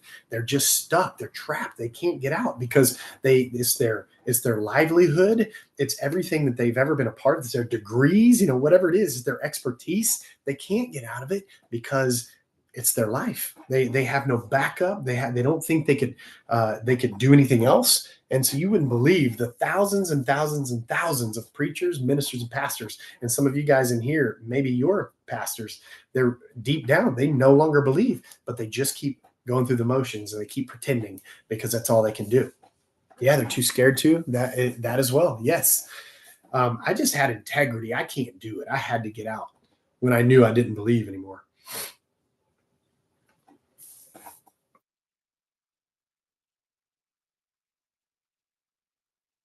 What do you believe then? I don't believe anything. I don't believe anything. I don't have a belief, because belief means you're hanging on to something you are hoping is true. You're taking someone else's stuff like, oh, I see you, Dalen. I'm going to answer that in just a second. You're taking someone else's words, imagination, doctrine, religion, whatever it is, and you're hoping that it's true. That's not faith. That's belief. Faith, somebody said faith. That's not faith. Faith is letting go. That's what faith is. Faith is letting go of all of those held tightly beliefs and trusting yourself as existence, trusting yourself apart from those products of human beings, man-made religions and the bondage of religion, trusting yourself to the freedom that comes outside of that as you embark on your own path of self-discovery, as you embark on your own path to self-realization and understanding. Do you believe Jesus was even real? Dalen, I don't know. The Jesus you read about in the New Testament was not real, for sure. 100% that was not real. That's not any of that that you read about in the New Testament. It never happened. It's fictional. But were they based on a guy who was a real guy named Jesus, or who was, a messianic figure and rose up and thought he was a Messiah, or claimed to be a Messiah or a prophet? Because there were a lot of people actually that, yeah, good vibes, found it. There are a lot of people actually in that time, because there's a high messianic expectation period.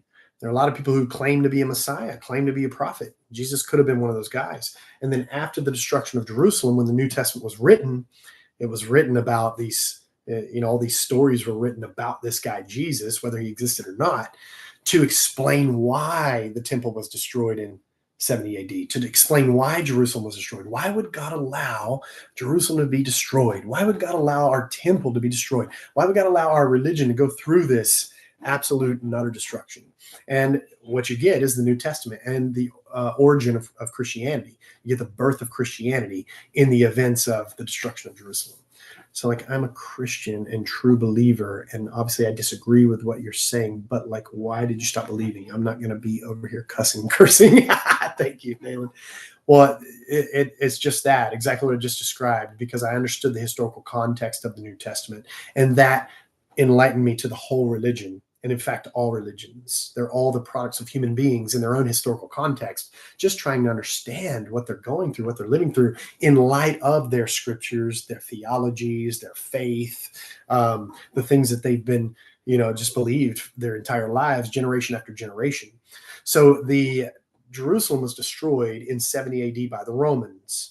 So that is the event. And if you read Josephus, The War of the Jews, he was an eyewitness to these events. That is the event that the New Testament is all about. And that's why I was reading some scriptures earlier, that's why Jesus talks about in that language. I see what you're saying. I'm sorry that people like being rude. Okay, I see what you're saying. I am sorry that like people are over here being rude. That's not what we're supposed to do. Thank you for saying that. I appreciate that, because I feel like I'm just telling my truth. I'm not being disrespectful. I'm not calling people names. I'm not I don't think I'm being rude. I'm just telling you what I went through and what I discovered.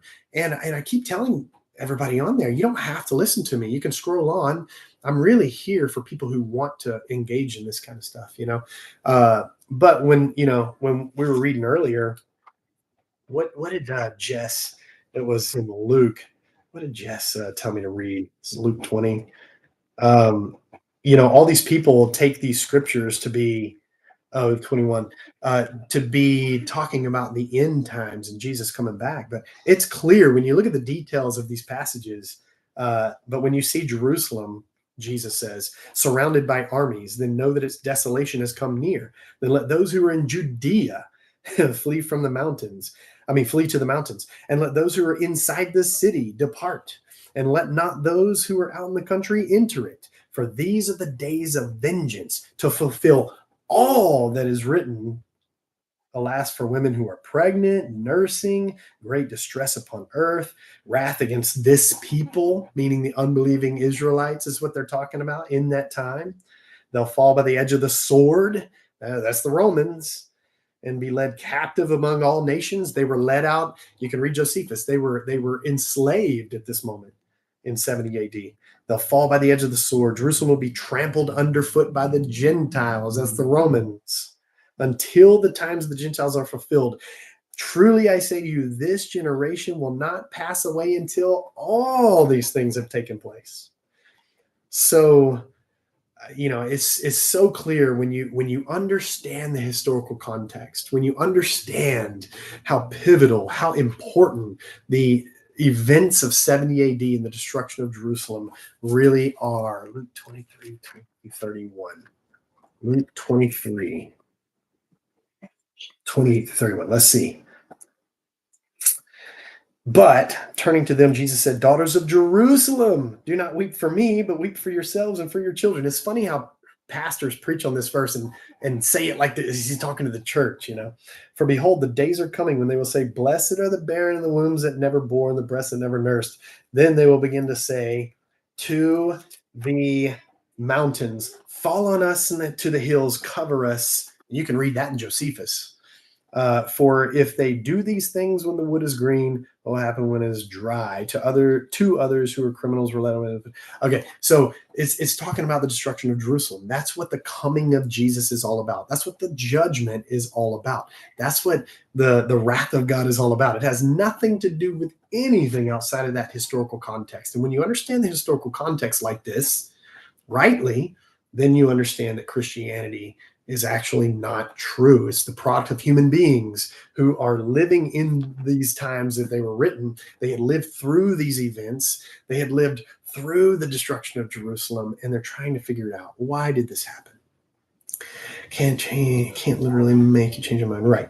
Like I believe what I believe and you believe what you do. But I don't really believe it. I'm just looking at history and the facts of it, to be rude to each other's wrong. Exactly. I agree wholeheartedly. If I'm being real, I don't know why people are trying to change your opinion. What I've learned is once one is set on their mind, it's hard to change their mind, right? Like anything I say, you'll hear it for. Yeah, no, you're exactly right. And the human mind is a hard thing to open and change. It absolutely is. Like it's up to you to believe, then it's up to you. Right. And, the thing is, I wholeheartedly believed, radically believed, but, when you intellectually understand that something isn't true, you can't believe that it is anymore. I don't know if you were on earlier when I mentioned the analogy of walking into a dark room and stepping on a rope, believing it's a snake. And you have this real experience where you're just convinced and you believe that it's a snake. I stepped on a snake, and you're panicked, and you go and you flip on the light and you realize that it's not a snake. It's a rope. It never was a snake. Now, once you know that intellectually, you can never, ever convince yourself or make yourself believe that rope is a snake again. And that's how Christianity is for me. That's how religion is for me. I see religions as that rope on the ground that I once thought was a snake. And I can never, ever, ever make myself believe that it's a snake ever, ever again. I can't believe. It's impossible for me to believe it. I can't make myself believe it. Christians want us to believe in fear. Yeah, most of them do, because it is a fearful religion. There's hell in the end, right? But hell doesn't exist. Hell does not exist. It isn't something, it doesn't even exist in the Bible. So you don't have it in the Old Testament at all. This big old book of theology is really not. It's a theological, historical uh, book of stories, historical fiction of stories that is there to legitimize Israel's existence as a people, as a nation, as the people of God, as the covenant people of God. But why was I saying that? Oh, hell. Then you get to the New Testament, and suddenly you have this Gehenna. Well, Gehenna was a place right outside of the city walls of Jerusalem. So right outside of Jerusalem was Gehenna. It was a trash heap where there was a burning fire, and cursed corpses were thrown, and all these kinds of things were thrown out in Gehenna. It was a cursed place, they thought. That's hell. And hell was the destruction of Jerusalem, because he was saying, you're going to be cast into Gehenna. And they were literally, physically cast into Gehenna. I respect you for not being rude either. Thank you. You're not saying, yeah, no, I wouldn't say anything like that. You're probably saying what you believe. And a lot of others are literally cussing and slandering. Yeah, no, not at all. Not at all. I like this live better. Thanks, good vibes. Yeah, it's less feisty. There's a lot less anger. I don't know why people get angry. If you don't like what I'm saying, you could move on. Like I said, I'm fine with 10 people or 767 people on here. Either way. What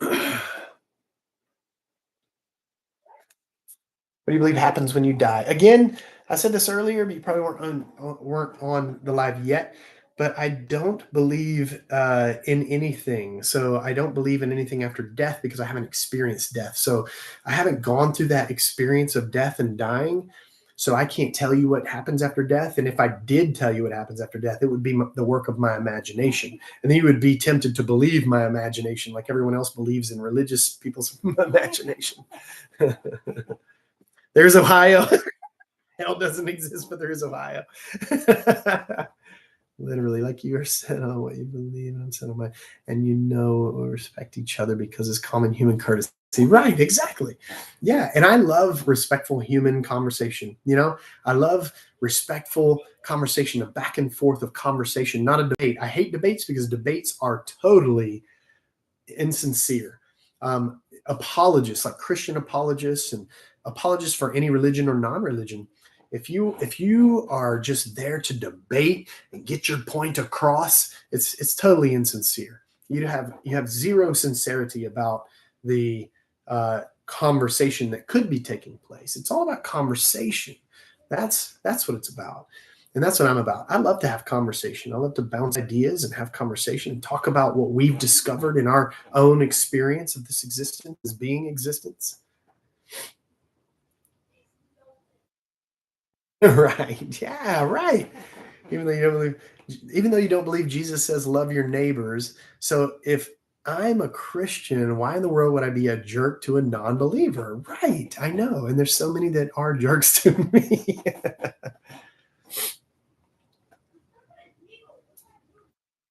Exists solely to control. There's a huge element of religion that is about control. It's control the masses, control the minds of the people, and that's why the Catholic Church for 1,500 years almost did not allow anyone to read the Bible. You had to be a priest. You had to, and you couldn't learn history either. You had no knowledge of the history of Christianity or religion, but you couldn't even believe the Bible for 1,500 years because it was a threat.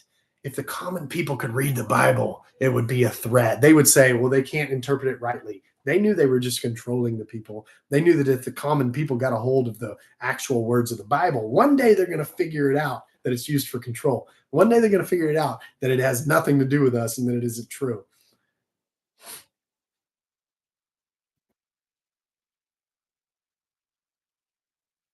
What was your awakening? I can answer that in a couple of ways. So awakening that Christianity wasn't true and religion is bondage.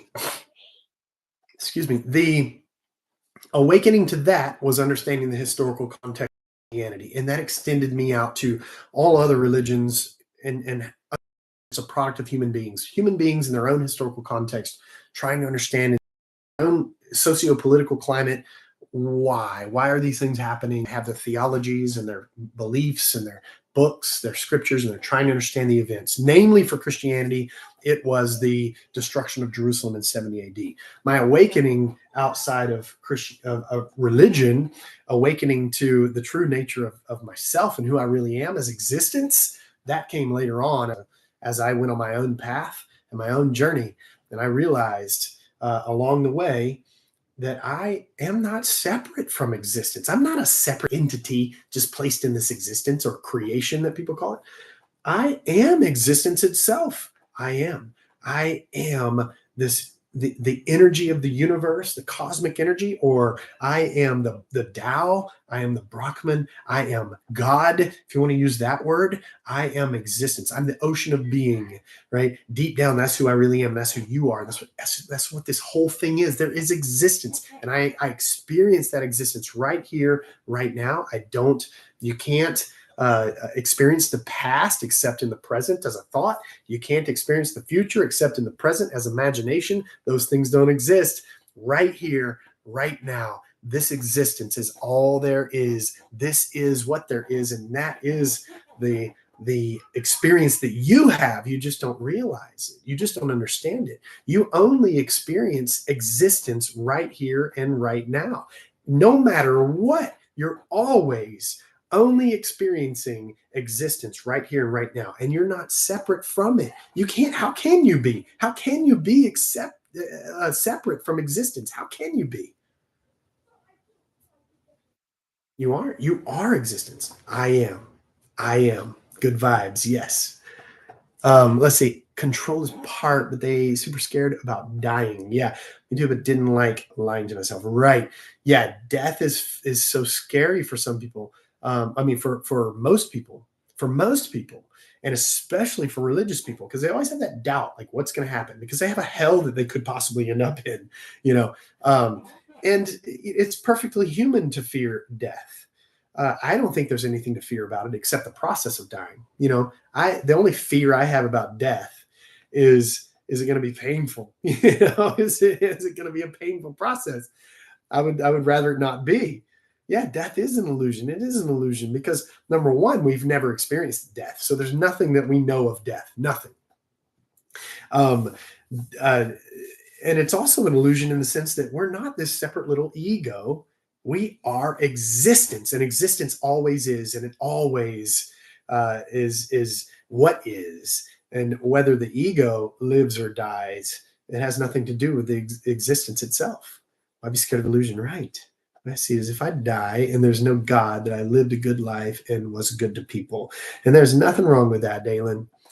Did Alan Watts help with your yes, Everton, tremendously, Everton. Alan Watts tremendously helped me. That's who this is right here, Watts. It's just backwards for you, but this is a shirt on my website, rickquestionsthings.com. I do create a lot of shirts and stickers and things like that, but I also write on Rick Questions Things. So make sure you go to Rick Questions Things as well and subscribe on YouTube, because it's my first night on YouTube. I'm trying to become more active on YouTube as well as a backup and hopefully as a primary source later. But Alan Watts, huge for me. I've been reading and listening and working through Alan Watts over and over for a decade. He is such an incredible interpreter of the East to the West, and I absolutely love Alan Watts. I really do. I can't speak highly enough about him. I recommend him to everybody. Just bought The Wisdom of Insecurity. That was the first Alan Watts book that I read. I've read it a few times since. He doesn't even really read comments. Well, I just read that one. I just don't see all the comments, my friend. Yeah, the Wisdom of Insecurity is incredible. It's a really good one. I have sitting right here because I hardly ever show this one, but a lot of times I'll bring books on and show people books that I've read or I'm reading or whatever. And I read this one a couple of times last year and the year before. It's Alan Watts. It's a bunch of articles. It's not a one stream of thought book. It's called Cloud Hidden, Whereabouts Unknown, a mountain journal. I love it. This is such a good little book. But also love to read his biography, his autobiography. Primary channel here. Yes. Bro, why in the world are people being rude to you? I know. Are you watching it? It's crazy. I feel like even with our differences, we'd be good buddies. I'm friends with many atheists. Yeah. And I'm not an atheist. I don't claim any label. I don't want to label myself at all. I'm just I'm just speaking about my own experience of truth. But I agree with you. I don't know why people are being so rude to me. And they try to get me from TikTok all the time. That's why I'm on my backup account right now. Hey, thanks for the rose, J Horror. I'm on my uh I'm on my just live like existing. I'm on my backup account because they come in like armies and they're like reporting constantly. Thanks, Jay Horror. I appreciate that. Religion is a business. Yes. 100%. Most of them are businesses. Yes, yes. Continue to come. Nobody, the pastors don't want to heal anybody and say, now, okay, you're healed. Now go on your own way and discover your own things, right? Live your own life. They want you to keep coming back and keep coming back. Thank you. Keep coming back. Why? So that we can continue to thrive as a business. I need my salary as a pastor. I need my, we need to pay our secretaries, and we need to buy bigger buildings, and we need more chairs, and all those things. Definitely need the grip to continue. Yeah, for sure. Yeah, yeah, yeah. Give me, give me more. You got to keep coming. Give me more people, because more people equals more dollars, and more dollars means I can continue to put on this act. All right. Great day. You too. And I gotta say, God bless you. That's fine. Thank you for being in a home, bro. Thank you so much, Dalen. I really appreciate you so much. 10%, baby. Right. Exactly, Matthew. Give me that tithe. Thank you, Dalen. I appreciate you very much.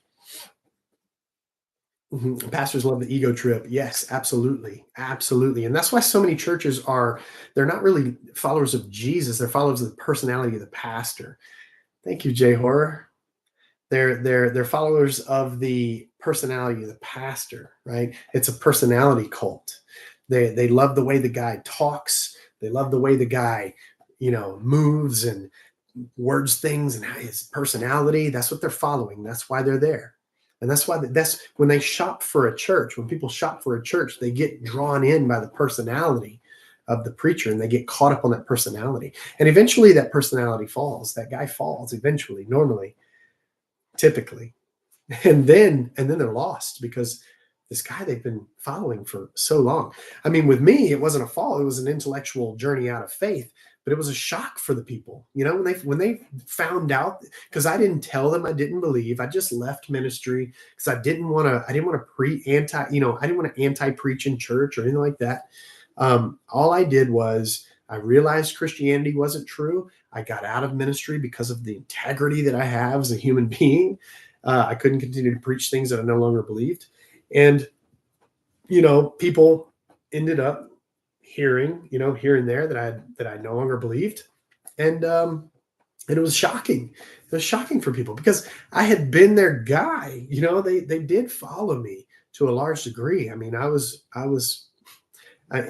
wanted them to be there for Jesus, but I mean, they enjoyed the things that I talked about and how I talked and all those kinds of things. But when they found out that I no longer believed, I know it was shocking for them.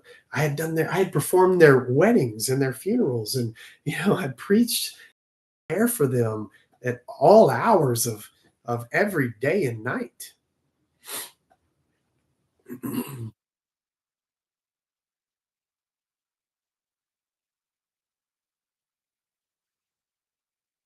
So what do you believe? Nothing. I don't believe anything. I don't have any beliefs. What we as Christians need to understand, there's Dalen, is he will believe what he wants. We cannot change his mind. Right, right, yeah.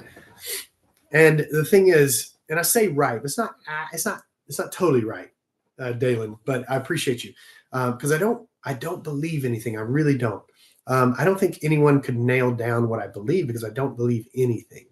Again, I experience this existence right here. I experience existence, and no, I'm not an atheist. I don't claim any label. I don't like to label myself at all. I'm not an atheist or a theist or an agnostic or a deist or any of the. I'm no label. I don't like to label myself, but I don't believe anything. Believe means hanging on to something you hope is true. And I don't have anything that I believe that I hope is true. I don't have anything that I believe. I don't have a hope of some thing being true or not. I have what is actual faith. Faith is letting go of belief in my understanding, in my mind. Faith is letting go of belief, letting go and trusting myself as existence to the flow of the process of existence, the flow of energy that I am as existence. That's who I am and what I am. And so I don't have any beliefs, but the only way that, because people do ask, well, what would it take for you to be a Christian again? I mean, it would take something that could never happen. It would have to be something absolutely undeniable, in the sense that, I've done this on the live before. Like I've called down God on the live before. And it would take something like that, something real, because the thing is, nothing's ever going to happen because there is no God there to do it. And that's what I've learned in my experience and in my journey, because we keep looking for that God out there that's not there. Everybody keeps looking for that God and they never see this God. Very convenient that he's invisible. But you don't have to believe in that God, because the truth is, you can stop looking out there for the answer from a God or a Bible or something like that, and start going inward and looking inside. Doubt everything. Go on the path of doubt. Go on the path of absolute doubt. Doubt and question everything, and go in and get your own answers. Don't believe someone else's belief and imagination. Go in for your own answers and ask yourself, who am I? What is this? What do I know? What can I know? What can I experience right here, right now? Nothing. Even if the Christian God is somehow real and presents themselves to, yeah, right, Matthew, good point. But yeah, there will always be nothing, no response. There will always be that deafening silence that I was met with when I begged God to help me, when I knew that I couldn't believe anymore. I didn't want to lose my faith. It was my life. It was my family. It was my livelihood. It was my community. It was my friends. It was everything to me, but I couldn't intellectually believe it anymore. And so I had to get out. Nobody's gonna rebuke. No rebuking allowed in here. You're a keyboard warrior. No rebuking allowed. You're a keyboard warrior. You'll be blocked if you rebuke. Because that just tells me that you're one of those ones that are going to try to get me censored. Where do you think we came from, Stephanie? Where do you think we came from? Well, that is a very human concept question. That's a human question that is stemmed by religion and philosophy. It's really an irrelevant question because you cannot answer it. There is no answer to that question. Where did we come from? Because it's a question that doesn't have an answer. It's a question that doesn't even exist. Thank you, Trish. Why do you ask, where did we come from? The only answer that you'll get is from someone's imagination, someone's belief. You'll never get an actual answer, something that someone's experienced. None of us has experienced the answer to that question. If you're thinking, did we come from this God or this other realm, or like, what does that imply? Where did we come from? What does that question even mean? You are existence. Existence comes from nowhere and goes nowhere. Here we are in this moment as existence. We are going nowhere. We have come from nowhere. This is all you know and experience is existence right here, right now. This is all that you experience. You experience nothing else. You are not experiencing the past right now, except as a thought in your mind right now in the present moment. You're not experiencing the future because, you obviously know that. That's just imagination right now that you're experiencing in the present moment. So the past and the future are present experiences right here in this moment. That's all that you experience ever. You only ever experience existence right here, right now. So the question, where did we come from, is like, it's like, well, I don't even know how to make an analogy for that, because it is irrelevant and there is no answer to that question. A better question is, who are you? Who are you? That's the better question to ask. Who am I? Instead of where did I come from, ask who am I? But don't let some external imaginary God out there tell you, or deity tell you who you are, because they don't know, because they don't exist. Don't let a Bible or Quran or Book of Mormon or anything like that tell you who you are, because those things are just the imagination of human beings. That's the product of human beings. Again, imagination, belief. Don't let a preacher tell you who you are. Don't let me tell you who you are. I don't want you to believe anything that I say. I want you to go on your own path. Ask the questions of yourself. Go in and ask the question, who am I? Somebody asked, did I get divorced? Yes, I did. It ultimately led to a divorce, my leaving Christianity. Because, it led to a lot of things, and it led to divorce because, immediately the first thing that was brought up by my wife, nothing against her or anything, is, she was, when I confided in her finally that I didn't think I had much faith left at the time, she brought up divorce. Even in that conversation, she was so distraught, and it was an existential crisis. So I understand 100%. I completely understand her reaction. Because she, in her mind, and this is what she said, I don't know who you are apart from Christ. I don't know who you are apart from God. Who even are you? And so, one thing led to another, and me leaving ultimately was too much to bear. It was too much of an existential crisis. And Yvonne, that's just rude. You're very, very rude. What a Christian you are.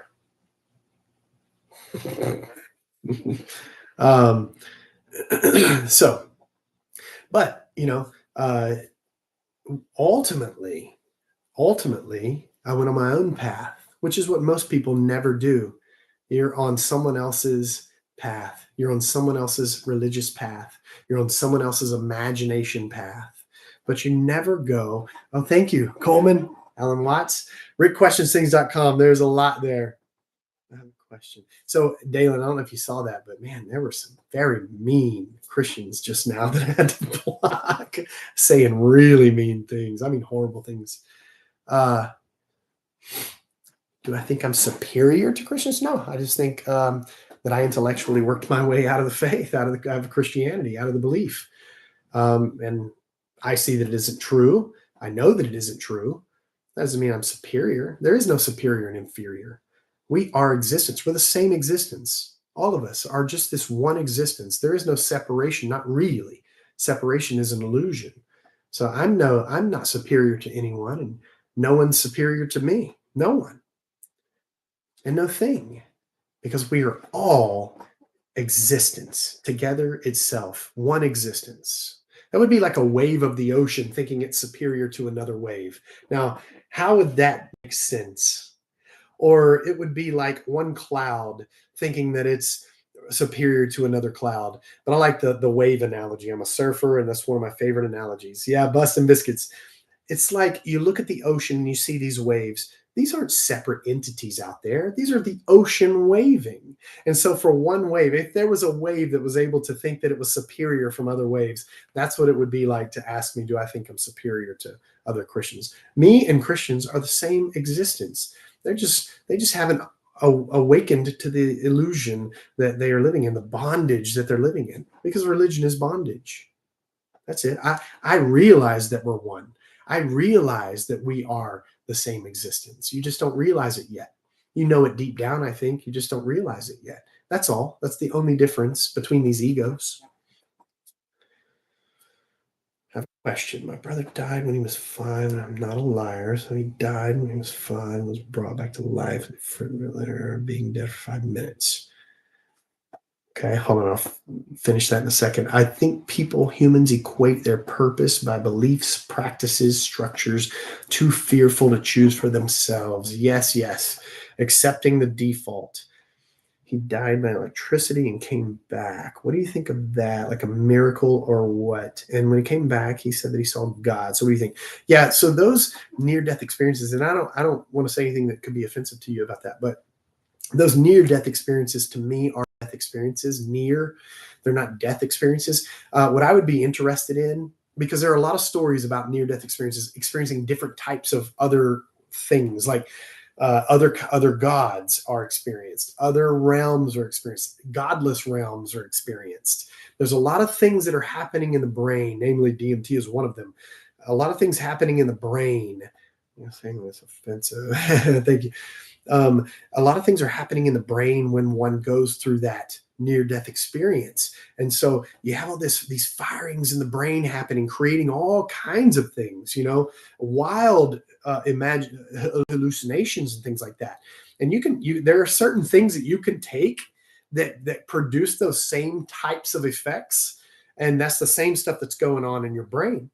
And so you have all these near-death experiences that are all over the board. Some people experience a heaven or a hell. Some people experience a one place where all these orbs go. I mean, there's just so many different experiences out there. What I would be interested in, though, is someone who like really did DIE, right?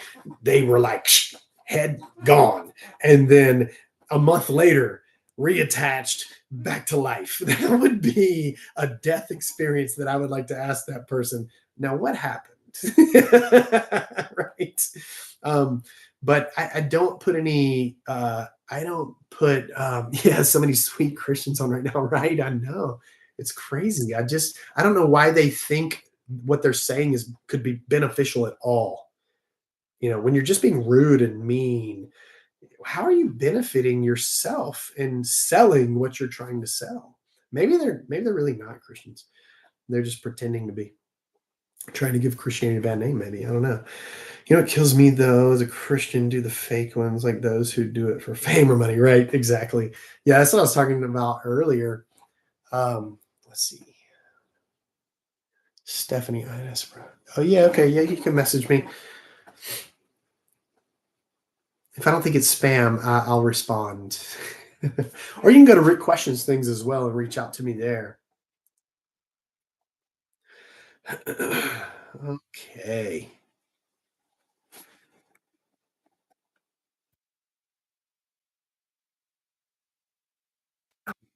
Way ahead of his time. Man, totally, Coleman. Yes, 100%. He really was. He, uh, yeah, I can't speak highly enough about Alan Watts. Alan Watts is. Somebody thought this was the dude on my shirt. I was about to say he's the dude. Yes, Dalen, for sure. Yeah, his lectures changed my life. Mine as well.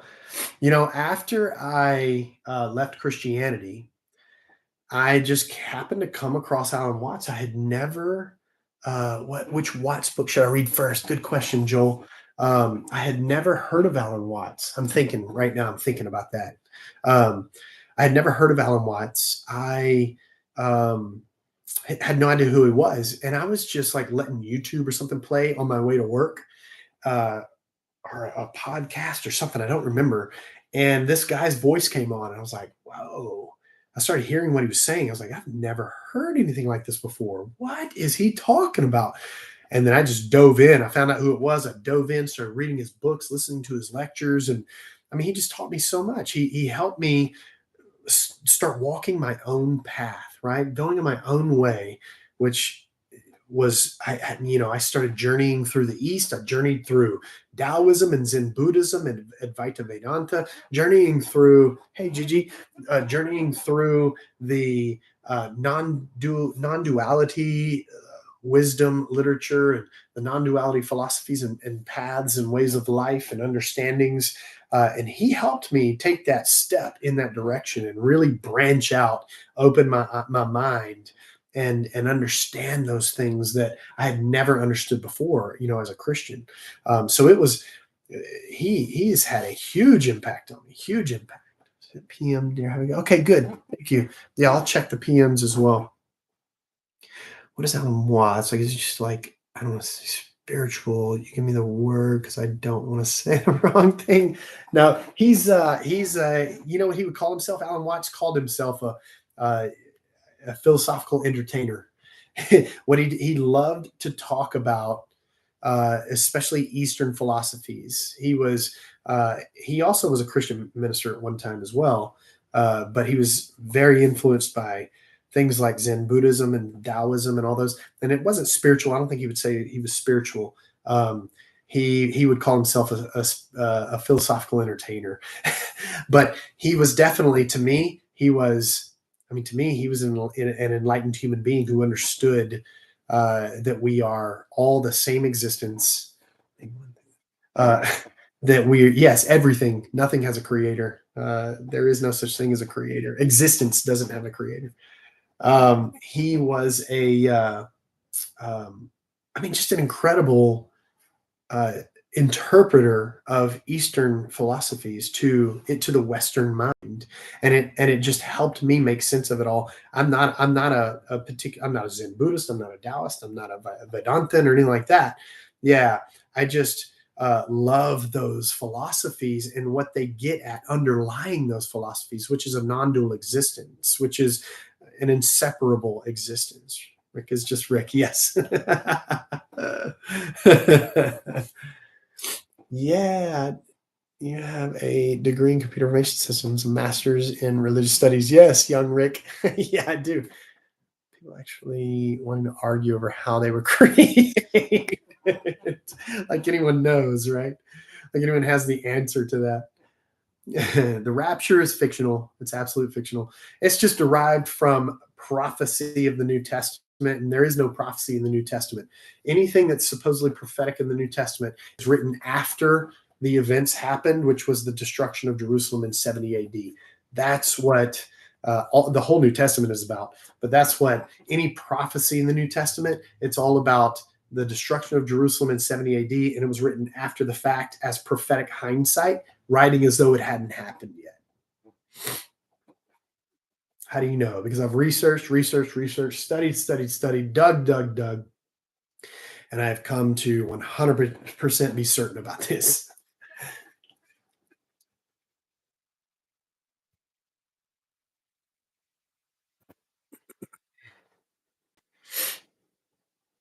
Are we not creators?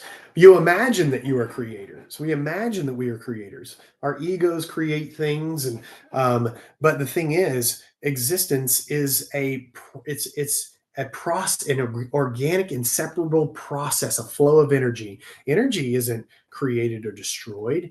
Energy exists. Period. And so, if you think you actually create anything, all you do is change forms of things. You don't create anything. No one creates anything. You change the form and the look of things. I mean, if you create, a coffee mug out of clay, it's still clay. You didn't create the clay. You just changed the form of the clay. Nobody's creating anything. You are energy. I am the cosmic energy of the universe, and so are you. You are existence. That's what I mean when I say I am existence. You are the same energy that is flowing through this glass right here, creating the form of this glass. Nobody created this glass. This glass is the same energy that you are. You don't create anything. Nothing. You don't create anything.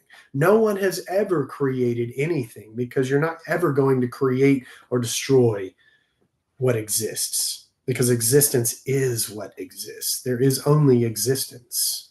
The form changes, the look, the form, the feel, that changes, but nothing's created and nothing's destroyed. Existence is what is. Everything is energy. Everything. Yes, this too. Right. I heard this before you said it. Nice. That's awesome. Yeah, that's right. Yeah, it's funny when people say prove God exists. That's like saying prove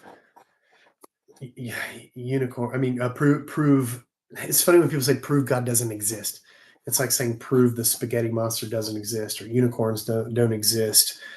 You can't prove a negative. Thanks for the follow, Dingo. All right, so let's see. It's 11:18. Oh, you just watched Lucy. Oh man, I've seen that. Yeah, they can't remember that. Right, right. I'm literally eating spaghetti, so it definitely exists. It definitely exists in my mouth. Exactly. You know that you're experiencing it in your mouth. You're eating spaghetti. I had spaghetti too tonight. You're eating spaghetti. That's an experience you're having right now. So you know that it's true. You know that you're experiencing eating that spaghetti.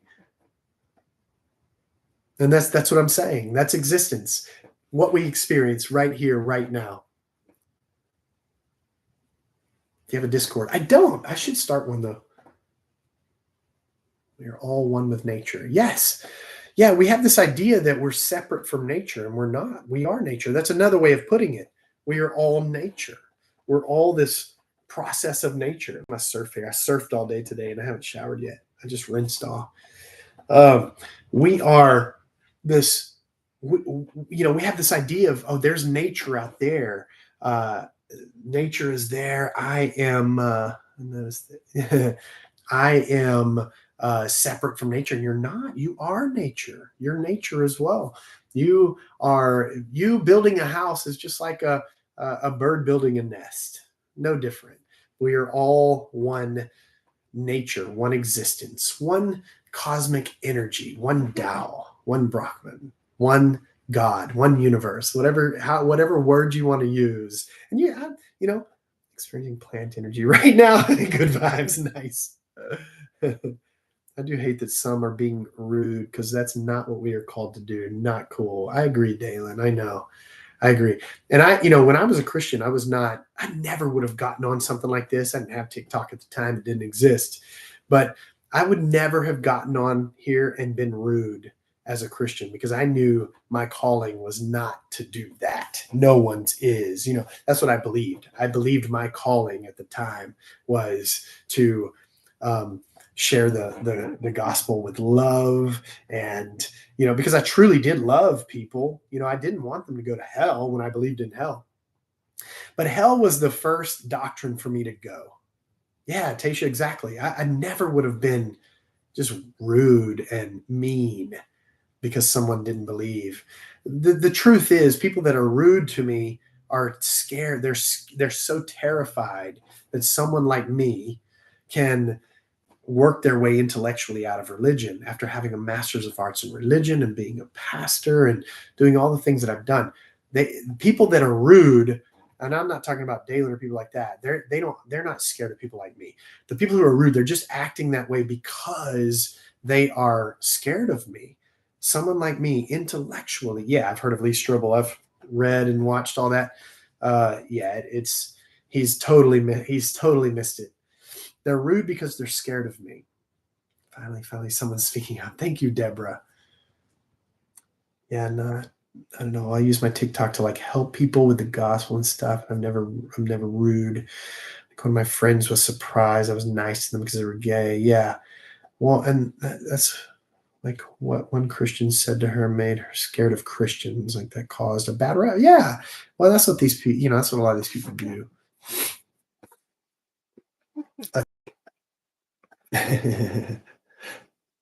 She's going to come up with some original material. That's why, those people that are rude, they're all parrots. They just parrot the same stuff over and over and over and over.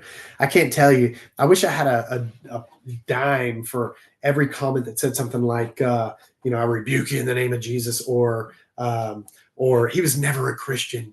He never knew God. He was never a pastor, blah, blah, blah. All that parroting stuff. Yeah, just black, parrot after parrot after parrot. Oh yeah, Yab. What am I parroting? I've gone on my own path. You won't find me nailed down to anything. Nothing. I speak of my own experience as existence, and that's it. Sure, Dalen. Yeah. And I respect that.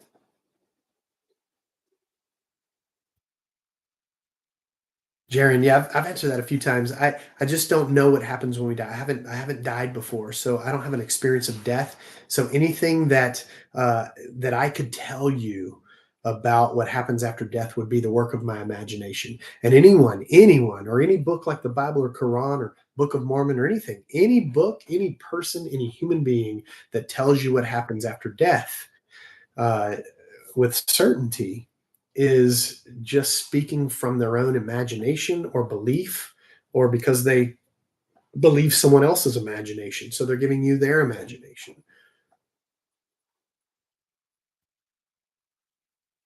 So, to me, it really is an irrelevant question what happens after death. It really is. I don't have any fear or worry or thought of what happens after death. Not one single thought about what happens after death. I don't think about it at all. I think it's totally irrelevant because it's impossible for us to answer.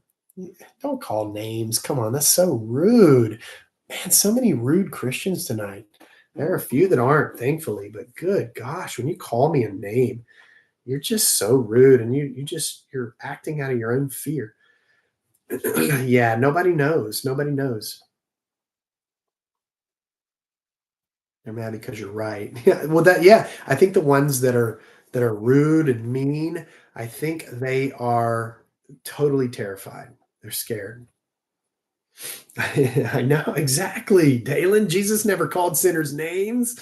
You know what he called? He called people like that Pharisees, brood of vipers, whitewashed tombs. He called the Pharisees the religious people.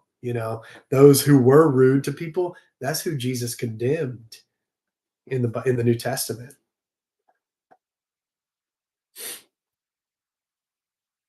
You are lost. I believe in God. Good for you, but I'm not lost. There's nothing to be lost about. I'm not lost. I've actually gone on my own path. I've realized the truth. I've been I've been in the most absolute state of bliss and peace about this that I've never found in religion. And I was 100% genuine in religion. How long were you a pastor? Just several years. Uh, I'm guessing about 8 years. I'd have to sit down and put a pin to it, but I mean, I was a Christian my whole life. I went to seminary, got a master's of arts in religion, and then was a pastor for several years.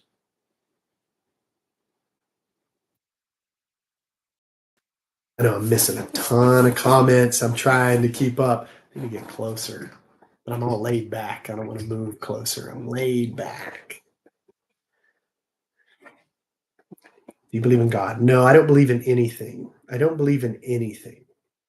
I have no beliefs. I experience what is. I experience existence. Love the Alan Watts shirt. Thank you, Nish. You can grab it at rickquestionsthings.com. I have a lot of cool shirts and stuff on there. Church for over 20 years, been free about 5 years now. Good, Aaron. Good for you. Congratulations. Yeah, I was raised Christian, obviously, for years and years and years. And then I believed I was called to ministry. Went to seminary, got a master's degree in religion, and was a pastor for several years. Yes, stickers. I do have stickers. Yes, and my stickers are now in a bookstore in Montana, so that's pretty cool. Some stickers that I designed. Yeah, I have some Alan Watts stickers, and it says it's an Alan. I have the shirts too, the same stickers, but it's Alan Watts, and it says "You are the universe experiencing itself." So it goes up the side and down that side, and yeah, it's an amazing sticker. Did you tell your family? I did. I did tell my family.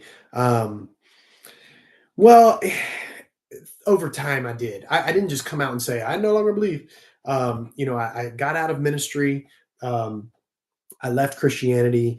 I even kept going to church for a while after, even though I didn't believe, because at the time I was married to a believer, and we had raised our kids Christian, so I kept going to church, and it just for me it was just absolutely. I mean, it just was absolutely untrue. Intellectually, I knew, the preacher would preach, and I was just thinking, my gosh, I see right through all of this now. I can't hear anything that is true anymore. I see through it intellectually. I can't unsee what I've seen.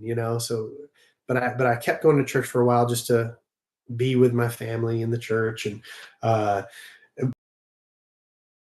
all my friends and family members. They all found out eventually. So everybody knows. Everybody knows where I'm at. What in the world are they? Yeah. So if I want to be a pastor, like how would I do that? School? Yeah. I mean, well, it depends on the denomination you're talking about. I went to seminary to learn Hebrew and Greek and history and all kinds of methods. So it depends on the denomination you're affiliated with, that path that you have to take to become ordained or anything like that. Pushed you away from the faith too, or just no, they had nothing to do with Christians. It had everything to do with like intellectual understanding for me. How about humans concerned with the end death be more attuned to their existence here and now? Wouldn't that be awesome? Right. Here's an idea. Good Vibe says on YouTube. How about humans concerned with the end or death be more attuned to their existence here and now? Wouldn't that be awesome? Yes. And that's my whole thing. That's what I'm all about. Here and now, because that's all that exists. That's all there is here and now. Existence right here in this moment. The path, the past exists right here in this present moment as a thought, as a memory, a thought. Thanks, Josh. The future exists right here in this present moment as imagination in your brain, in your mind right now. Sorry about it. All that exists is right here, right now. And that's all anybody experiences ever is the present. We're in this eternal present moment that you cannot escape. You cannot escape this moment, this present existence, because you are this present existence. That's what you are. Not scared of death or hell, because if there is no hell, then I lived a good life. And if there is, I believe in the Lord and do right by him and what the Bible says to do. You're blowing minds. Good Vibe said. Thank you. You for real need Jesus in your heart. That's an impossibility. I can't have a dead, and I mean no disrespect by this. I'm just telling you how I feel about that. When someone tells me I need Jesus in my heart, thank you, Josh, with the lightning bolts. Maybe that's the answer. Um, when people tell me that, what goes through my mind, I'm just being honest with you. I'm just telling you what goes through my mind is how can I have a dead human being, if he even was a real human being, in my heart right now in 2024? That makes no sense to me. No sense to me. That is just a parroted thing. That's what Christians say, and they don't know what they mean by it. But how is something going to live in the organ that pumps in my chest and pumps blood throughout my body? That doesn't make sense. You're being so literal. That's what goes through my mind. Like, I know what you mean, because I used to say those kinds of things, right? The Holy Spirit dwells in our hearts, dwells in us, and things like that. I know it's called the Holy Spirit. I know. I'm just being literal with you, because on this side of things, from this perspective, that's how I have to take it now, because I don't believe in anything. I don't believe that Jesus can be in my heart. It doesn't make sense to me at all. Sounds like a bad experience. No, it was an intellectual journey out. It wasn't a bad experience. I actually enjoyed my experience as a pastor. I mean, it was everything I lived for. It wasn't a bad experience at all. What is the heart? How does it function? Right. Yes. Can you talk about your journey out? Yeah, and I have, and I will. What? Wait, I missed a. um, School computer science teacher teaching people to leave God. Well, there's no God to leave. And now I'm a high school computer science teacher. I was a pastor for several years with a master's degree in religion from Westminster Theological Seminary. Are you saying there's something wrong with being a high school teacher? What's wrong with that?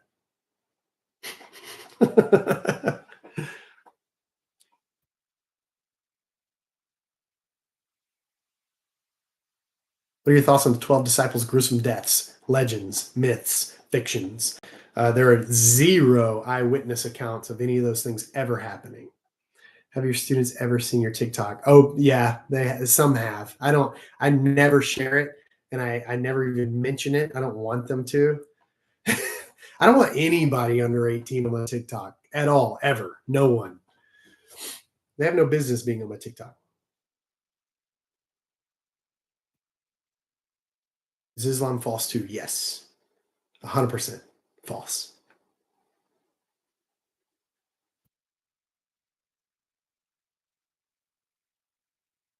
Not right.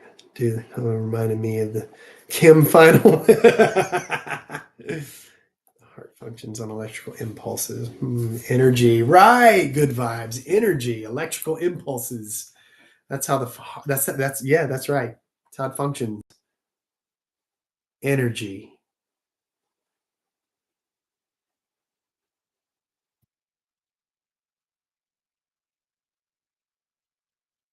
Do you think you have a spirit and soul yourself? No, I just exist. I am existence. There is this existence that I experience right here, right now. And that's what is. I am this existence here now. And I don't know anything about a spirit. I don't know anything about a soul because where am I to find those things? How do I grab those out and say, here they are? I can't show you those things. That would be something I would have to believe. So I am this happening right now, this happening, this experience, this energy of the cosmos in the form of this event happening right now. It's nothing separate. I'm not separate from anything. I'm inseparable from the universe. I'm inseparable from existence because the entire thing is existence. The entire thing is the primal energy flowing in different ways and forms, and it is one thing. It's like the waves of the ocean. There aren't separate waves. There is just the ocean waving, one ocean, and we are the ocean of being waving in many different ways and forms. It's just Rick. Why is it so freaking hard to understand?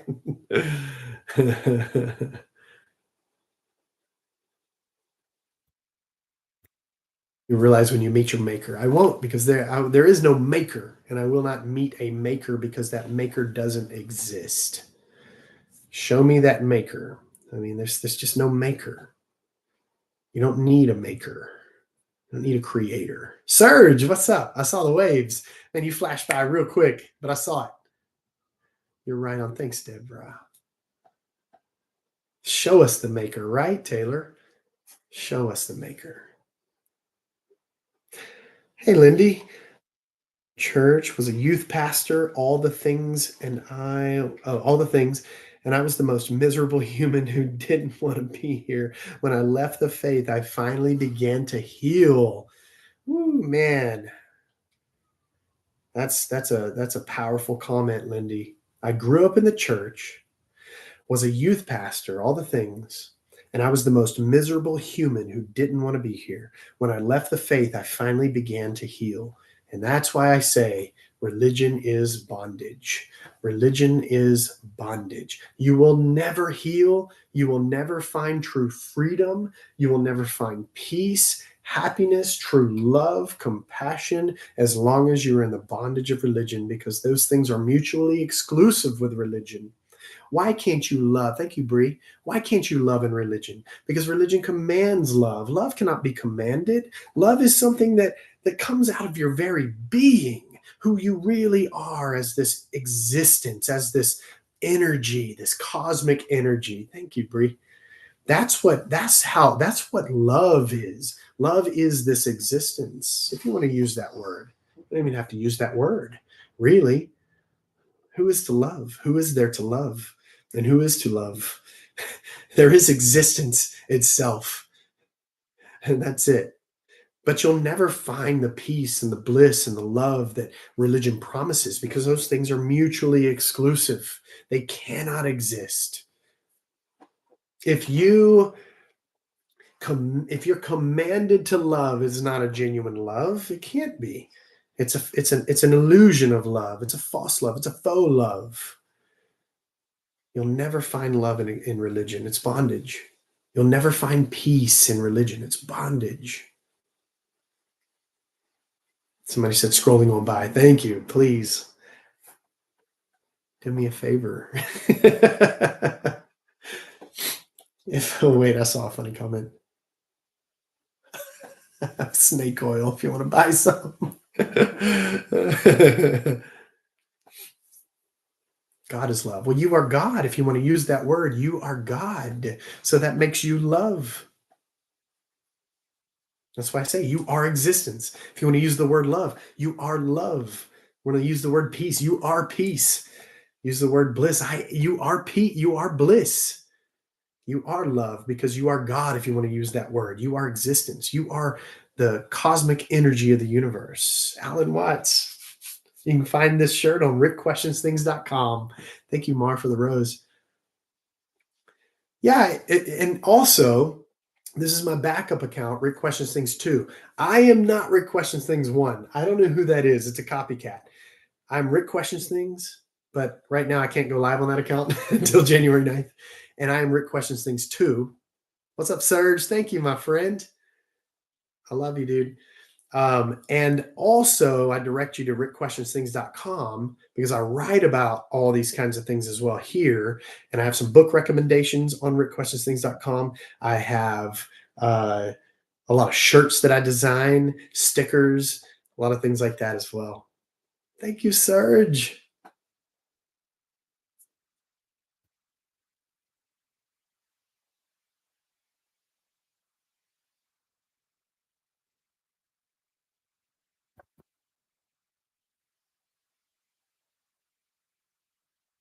Thank you. Let's see. What my comment about? Oh, I missed some stuff here. Everything. The people might be family. The fact life they taught me. I hate myself. Worth and cries. So I just stay at home and read my Bible and pray. Lindy, I'm very sorry to hear that. I can't imagine. Thank you. It sucked. I'm happy for those who believe, but I will never again.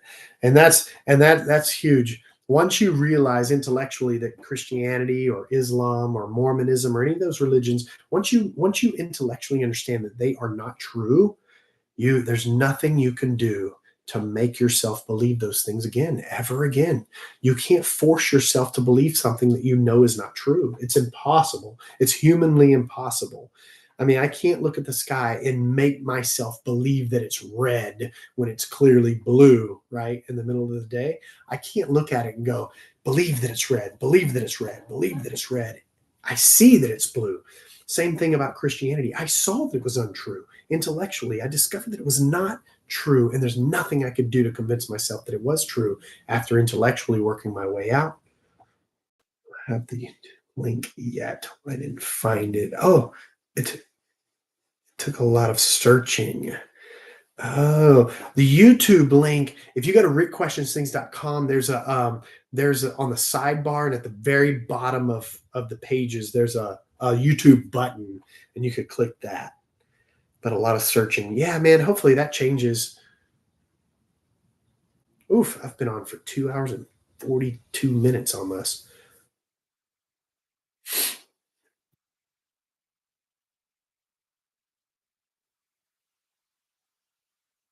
Oh, Gisele, thanks for the order. I can't see what was ordered yet, but I saw there was an order. I appreciate that. 2024, Happy New Year. Gisele, thanks for the order. I'll see you after it. I'll submit that order once I get off the live and get it made and shipped out. But thank you. We bought stickers. Oh, nice. Awesome. My favorite. I love the stickers. Oh, actually, let me show you. I have a couple made right here.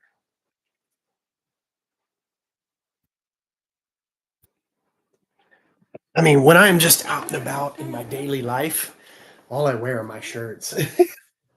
But these are so man, I love these stickers. And you can get different sizes, but they're transparent. You can get white or transparent. These are the transparent ones. So when you peel them off, you only see the black, right? Um, I think this is an example of the transparent Saint Watts sticker. I thought that was hilarious. I don't know. I had to make it because I thought Alan would probably have a good laugh if he could see that Saint Watts. I have that. Both of these are shirts as well, but yeah, I love the stickers. These are my favorite. And actually, a guy that owned a bookshop in Montana. Oh, hold on. I'm going to catch up with the comments there on YouTube. A guy that owns a bookshop in Montana ordered a ton of these from me to sell in the bookstore. So I think that's really cool that my Alan Watts sticker is up in Montana being sold in a bookstore. That's awesome. Okay, let's see. Sure, everyone's going to be loving and accepting, but they're always the most judgmental. Whew, that is sadly a true statement. Never ever. But you don't have the YouTube link yet. Oh yeah, yeah, yeah. Damn it, I missed it. How long are you gonna be live? Good vibes, not much longer. I don't know. Probably Aurora, me too. Love, love, love Alan Watts. Probably maybe around midnight. It's 11:44 here. I'm in Central Time. Do you have any advice on how to tell your still religious family you're not a Christian anymore? Ooh, Lindy, that's such a question. Gosh, any advice? Golly, it's such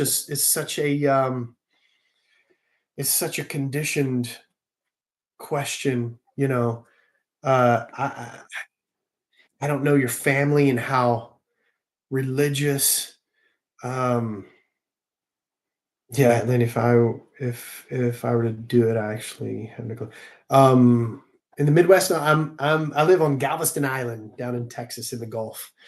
Okay, let me think about this. Do you have any advice on how to tell your still religious family you're not a Christian anymore?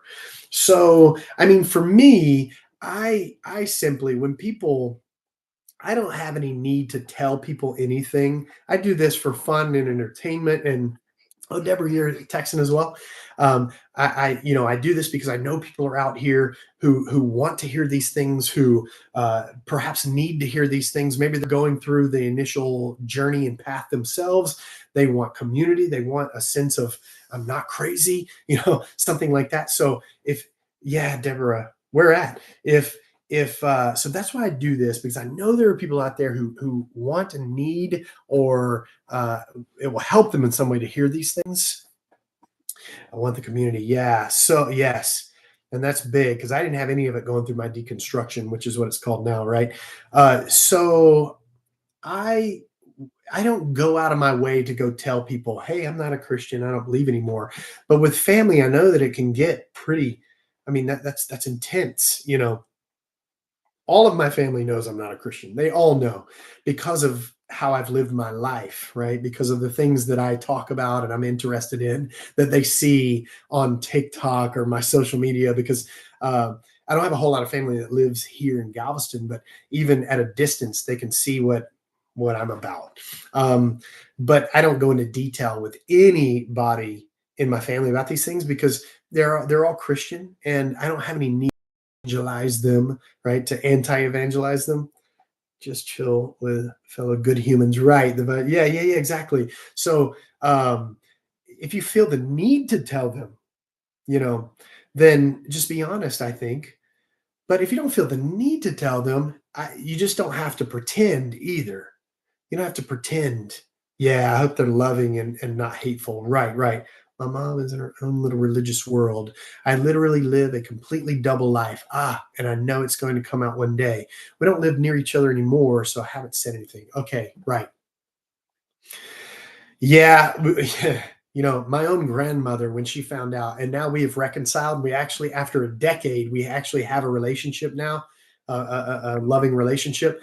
But when she found out, that her big thing was I wasn't even Church of Christ anymore. That was her initial thing. But when she found out I wasn't a believer anymore, she we were all at a big family lunch, and she stopped all conversation. Everybody was there, aunts and cousins, and she stood up and said, "I just want everybody to know." She said, "I have something to say," and I was like, "Oh, cool, Grandma's going to say something." She said, "I just want everybody to know that Rick is a servant of Satan and you shouldn't listen to anything he has to say." I was just like, I was in shock. I hadn't talked to anybody about anything. And they just knew that I wasn't believing anymore. Yeah, grandma was going to say something right. And I thought it was going to be something good. And she said, Rick is yeah, a servant of Satan. Don't listen to anybody. So, she literally turned her back on me. The next couple of times I saw her, I'd try to hug her. She would turn her back on me, and we didn't talk for years. And finally, she's 92 now. So I think she's in her old age, like, who gives a shit? I'm going to love him anyway. So we have a loving relationship now. Just over the last 2 years, we've kind of reestablished a relationship. But that's how a lot of people are. And, that is the risk, I guess, that is involved with coming out of religion. when your family is very religious. You know, my mom's always had a hard time with it. She still has a hard time with it. She's accepted it, but she has a hard time with it. She'll send me, messages once in a while on Sundays. "Ah, I wish you'd come back to church one day." I'm just like, it's an impossibility. It's never going to happen, because I don't tell her that, but I think I have told her once or twice, like, it's literally an impossibility for me, but I'm okay. I'm okay. you know? But if you feel the need to, because it's going to come out anyway, I don't know, just be honest and say, here are the reasons that I, if you care, or you could just say, look, I just feel like I need to be honest about something. I just don't believe anymore.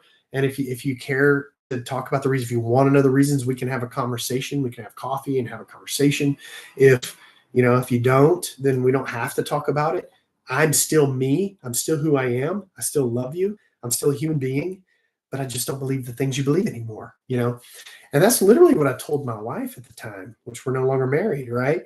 When yeah, exactly, exactly. It's gonna be difficult. It's gonna be hard and painful.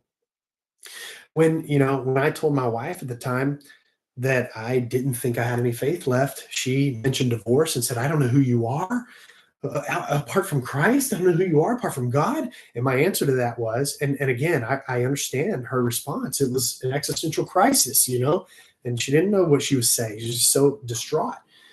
My response was, "I'm still the same person I am. I don't need Jesus to love you. I'm your husband. I don't need God to love you. I'm your husband. I'm going to love you no matter what. I'm the same person. It doesn't change me, you know."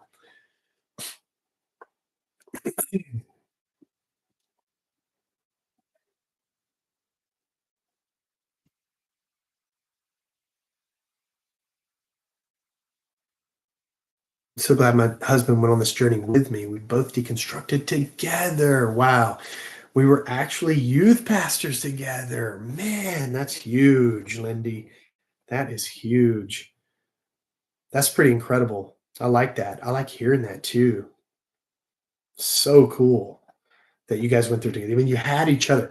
I had no one. I literally had no one. I didn't know anybody who had lost their belief in Christianity, belief in Jesus. I knew no one who had been a pastor that left because they didn't believe anymore. Oh yeah, definitely, Dalen. Continuously. I'm just ignoring it. Um, I knew nobody, and this was over 10 years ago. But I knew that I couldn't believe anymore. And so with that, and because of my integrity, I couldn't continue to preach the things that I knew I no longer believed. So I had to get out of ministry, but I didn't know anybody who had done it before. I didn't know anybody who had lost their faith before. So I was a lone ranger, man. I mean, I was just out there doing it on my own. And I ended up going on my own path, and it's absolutely worth it. Yeah, Tasha was a pastor's wife.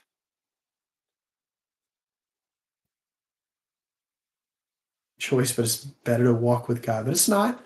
I've found that to be the opposite of the truth. That it's not better to walk with God, because if you want to use the word God, because I found out that I am God, and so are you. I don't use that word. I'm just using it for your sake or some other sake. But and I respect your comment. I know what you mean. I know you mean that in sincerity, and I mean this in sincerity as well. I have discovered that it's not better. Hey, Sharon. Yeah, it's not better. It's better to go on your own path. And I mean, it is what it is. And I don't knock anybody for believing. I really don't. I've been there. I've done that. I was all in. I mean, absolutely sold out for Jesus. I was sold out for Jesus. So I don't knock anybody. I've been there, understand it. Finally broke. Oh, I respect that you didn't continue to preach, because if you don't believe, you shouldn't lie to others. Yeah, exactly. I finally broke and attempted to take my own. Oh man, and then it all came out. Wow, wow, wow. Man, that's huge. That's powerful.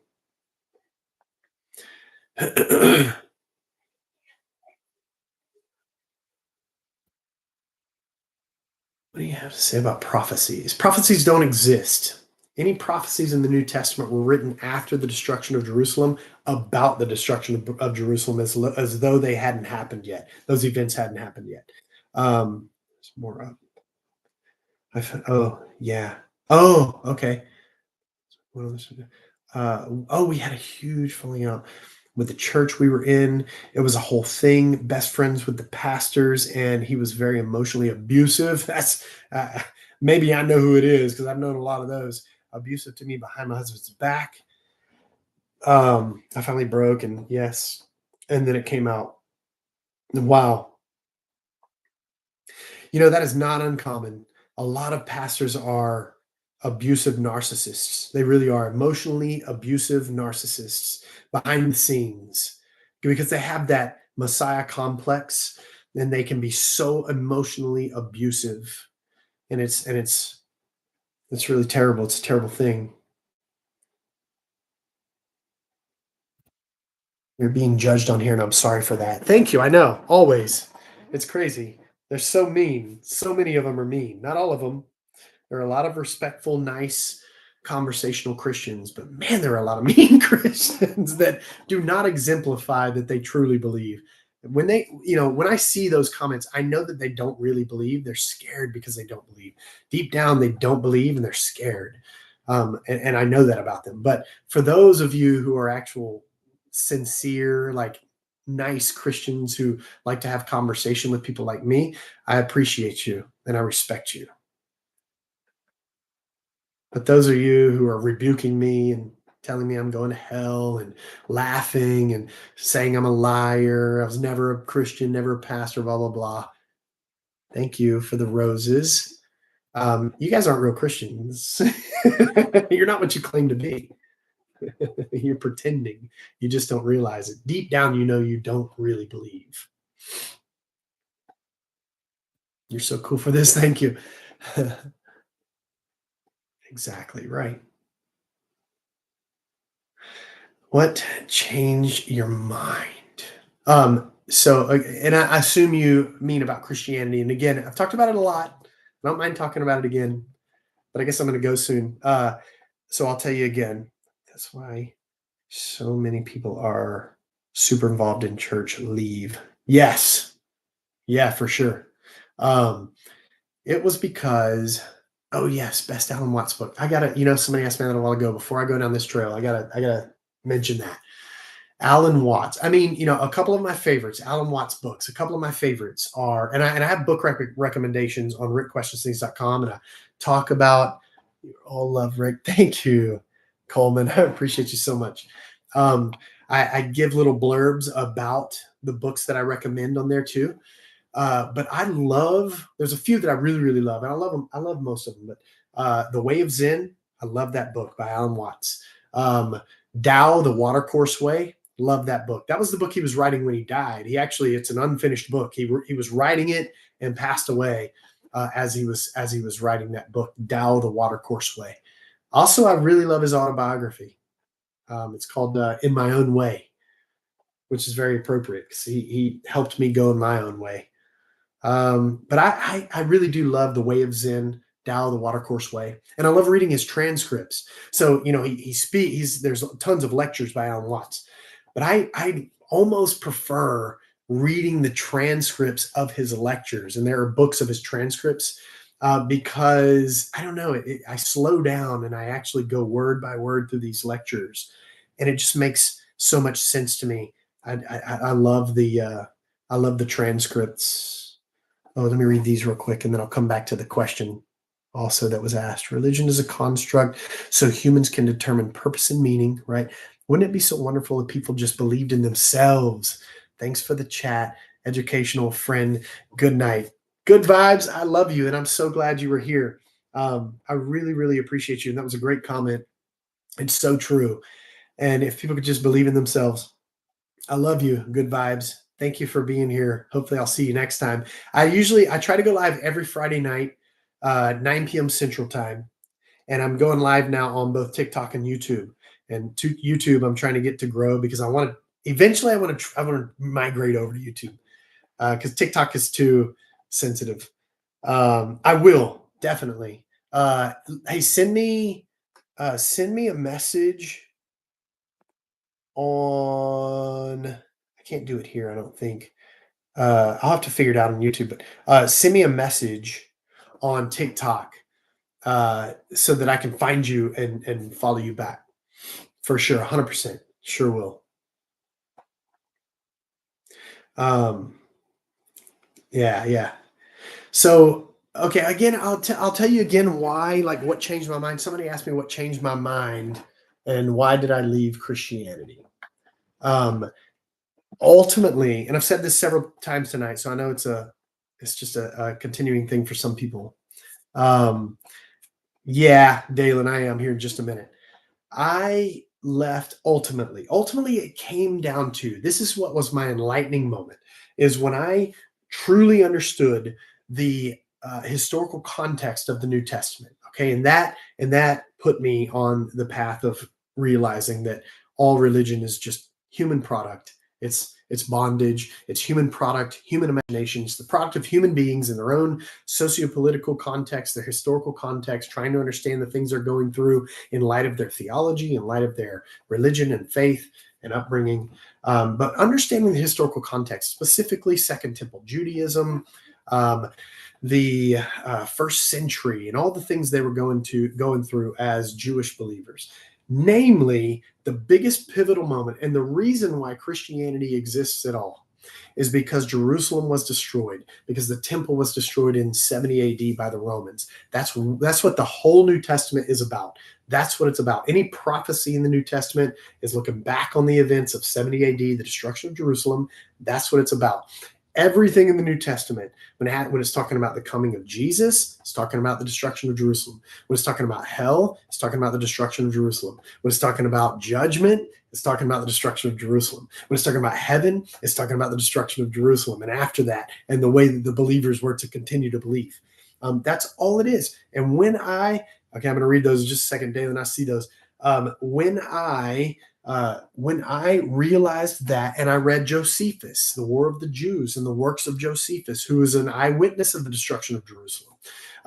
When I read Josephus, and then I reread the New Testament again for the thousandth time. I've translated most of the New Testament from Greek, by the way. But read the New Testament again in light of what I knew about Second Temple Judaism and I knew about the destruction of Jerusalem and the socio-political climate of the day. I realized, oh wow, Christianity exists merely because Jerusalem was destroyed, and the New Testament exists because it's a reinterpretation, a spiritual reinterpretation of a very physical religion. It's just to continue on the religion outside of the walls of Jerusalem. That is it. That's it. That's all it is. That's why the New Testament exists. And the Old Testament is the product of human beings trying to legitimize themselves as the people of God, as a nation of Israel, as the people of Israel. Hope you have a great night and day tomorrow. Be safe, man. Thank you. You too. This world's freaking crazy nowadays. Thank you for not making fun of me. No, absolutely not. I'm being rude. Yeah. Thank you. Same to you. Shows you're a great human. Thank you. Same to you. God bless you, brother. I know you don't believe, but it's just courtesy for me to say. That's all right. Hope you have a good one, brother. Love you, man. Thank you. Dalen, I really appreciate you as well. 100%. Thank you for being kind and being true to who you claim to believe. I claim to be. I'm getting sleepy and mixed up in my words now. I'm slurring. I only had one drink too, but it was a stout one. It was a very stout one.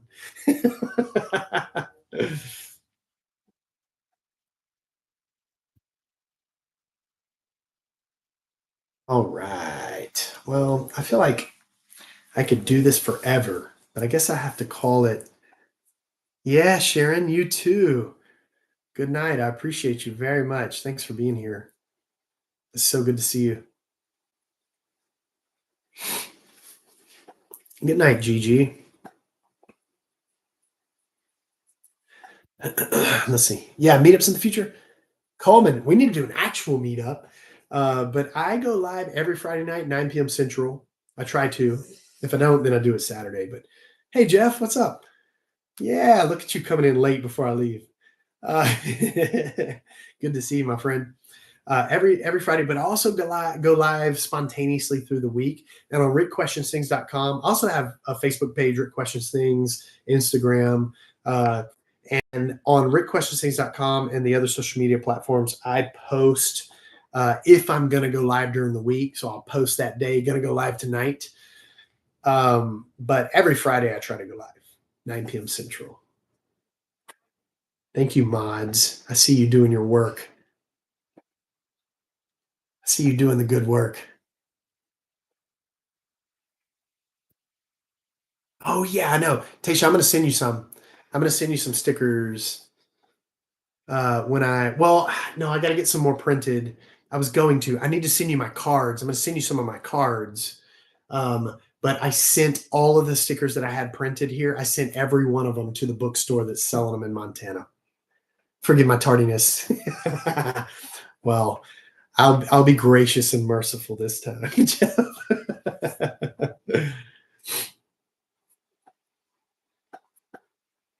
I need to get some more stickers printed, but I print on demand. So when I get orders,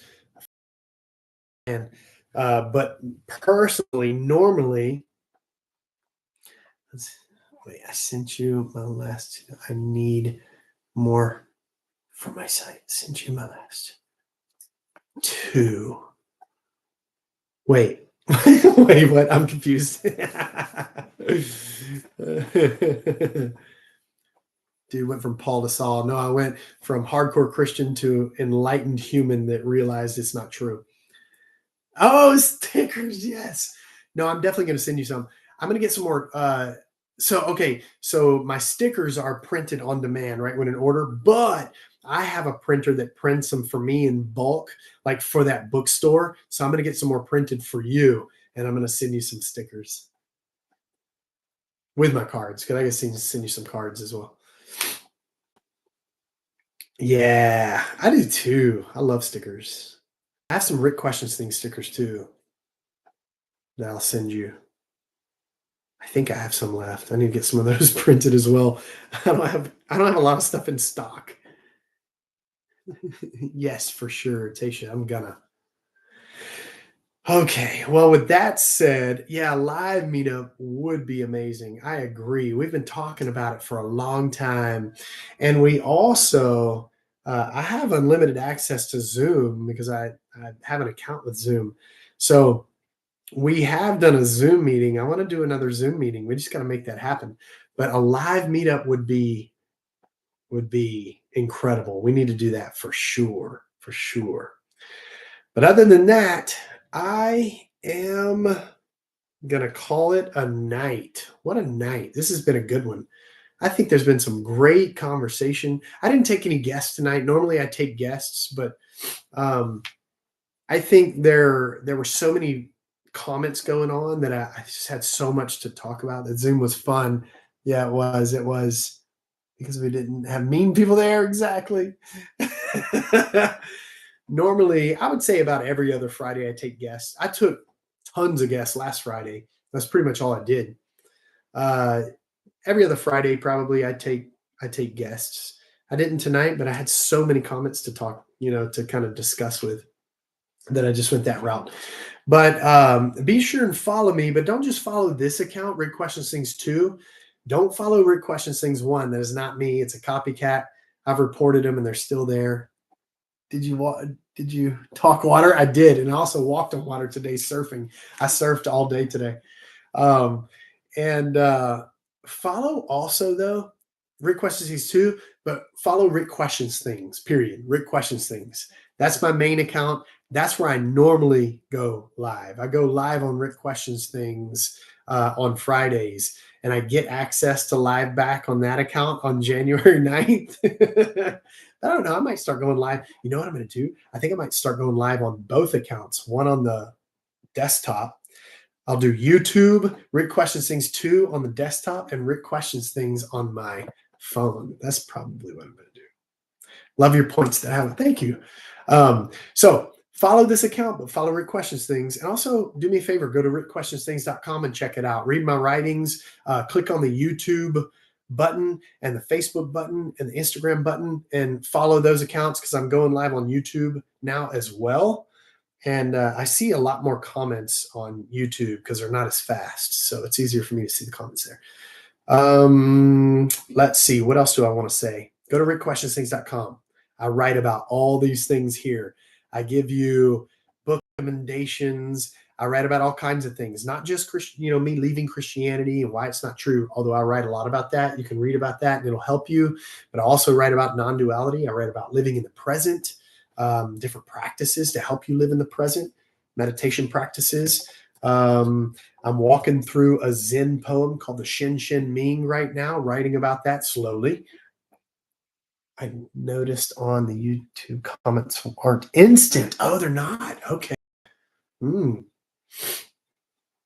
Well, too, I see the comments a little late on TikTok, I noticed, because when I was on live on Rick Questions, I was on live last Friday on Rick Questions Things too. Liam, I love you, my friend. And I got on Rick Questions Things on the computer and I commented. It took me a while to actually see it on the actual live. Okay, well, I'm gonna head out.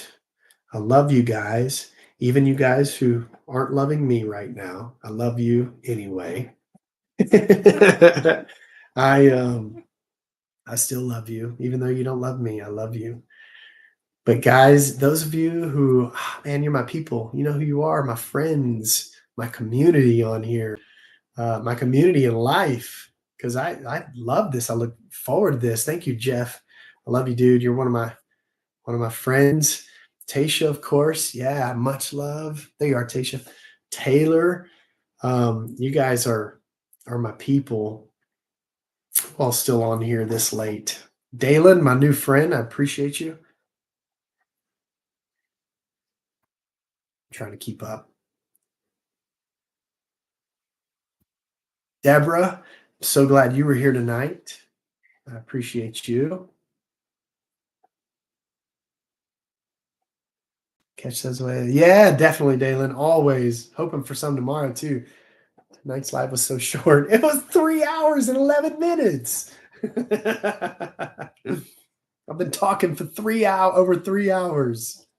What time are your live? So Friday night, 9 p.m. Central typically is when I try to go live for sure. That's my scheduled live. If I don't make a Friday, I go live Saturday. But every once in a while, I go live during the week as well. And I'll put that announcement on rickquestionsthings.com and on my Facebook page, Instagram account, Rick Questions Things, all Rick Questions Things. So normally Friday, 9 p.m. Central, and just spontaneous through the week that I'll announce on rickquestionsthings.com. But 9 p.m. Central Fridays is the scheduled live. Yeah, definitely, Betty. All right. Well, I love all you guys very much. I appreciate you. I'm not lost. I'm definitely not lost. I am free. And I'm here for you. What seminary? Westminster Theological Seminary. Okay. Taking requests. Not tonight, but I normally do on Fridays. All right. I love you guys. Have a great night. You guys are my people. I love you. I love you. You know who you are. And I will see you on my next live. Send me a message. Let's chat about it. Go to rickquestionsthings.com and reach out to me there. You can email me or chat with me. Comment. Anna, thank you. And I will see you there. Love you guys. Have a great, great night. I appreciate you all.